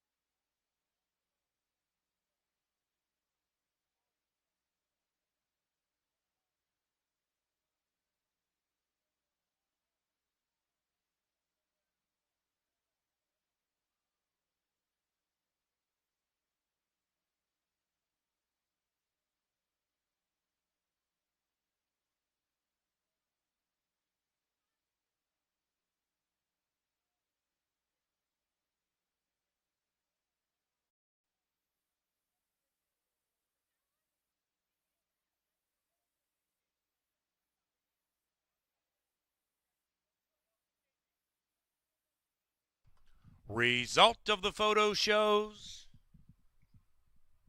3-6-2-5.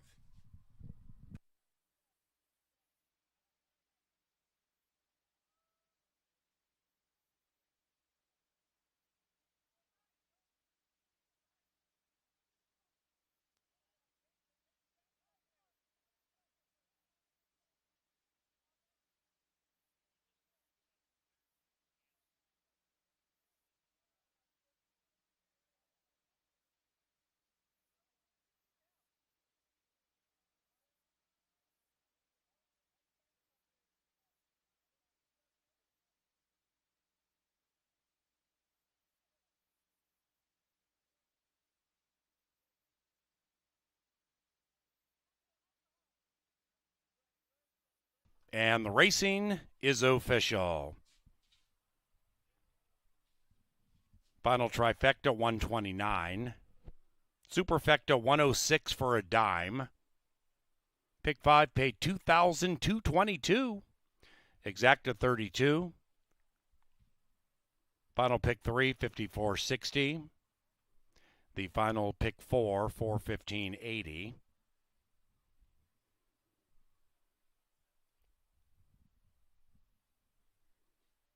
And in the pick 6, 6 of 6 winners, $29,806. Into the winner's enclosure, Past the Cat and the locks of Quincy Hamilton. Past the Cat is owned by Wayne Simon and the winning trainer, Vic Hansen.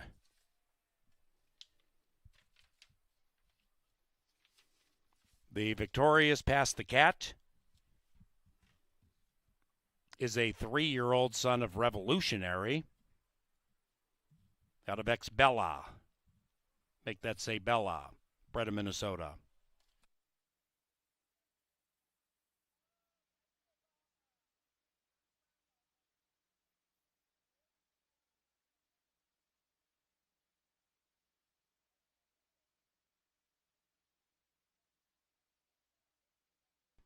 All right, ladies and gentlemen, we're going to get the horses settled down on the backside, get the fireworks set up, get the crowd organized, music by Boogie Wonderland as we await the return of Canterbury Park's fireworks extravaganza.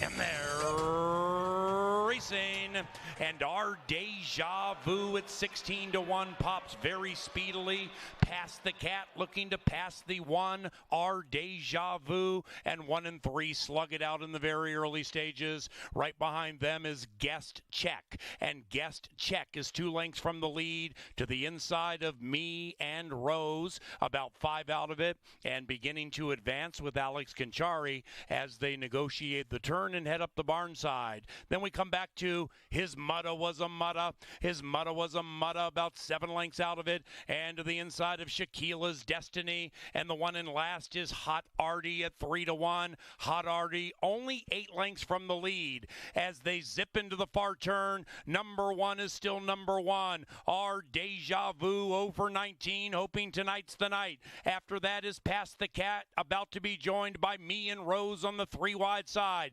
Then it's Guest Check, waiting for the light of day, and Past the Cat cuts with Quincy Hamilton at 2.5-1, and the locks of Quincy Hamilton flow in the Shakopee breeze with a 1/4 of a mile to go. Past the Cat opens up by 2. After that is Our Deja Vu. Then we come to Me and Rose, shoved on hard by Alexander. Guest Check right behind them, and on the outside is Shaquila's Destiny. Past the Cat. They're trying to pass the Cat, who continues to purr, now joined by Me and Rose, and Me and Rose is to the outside of Past the Cat. 3 and 6 to the line together. They finish with a spine tingler. They couldn't pass the Cat.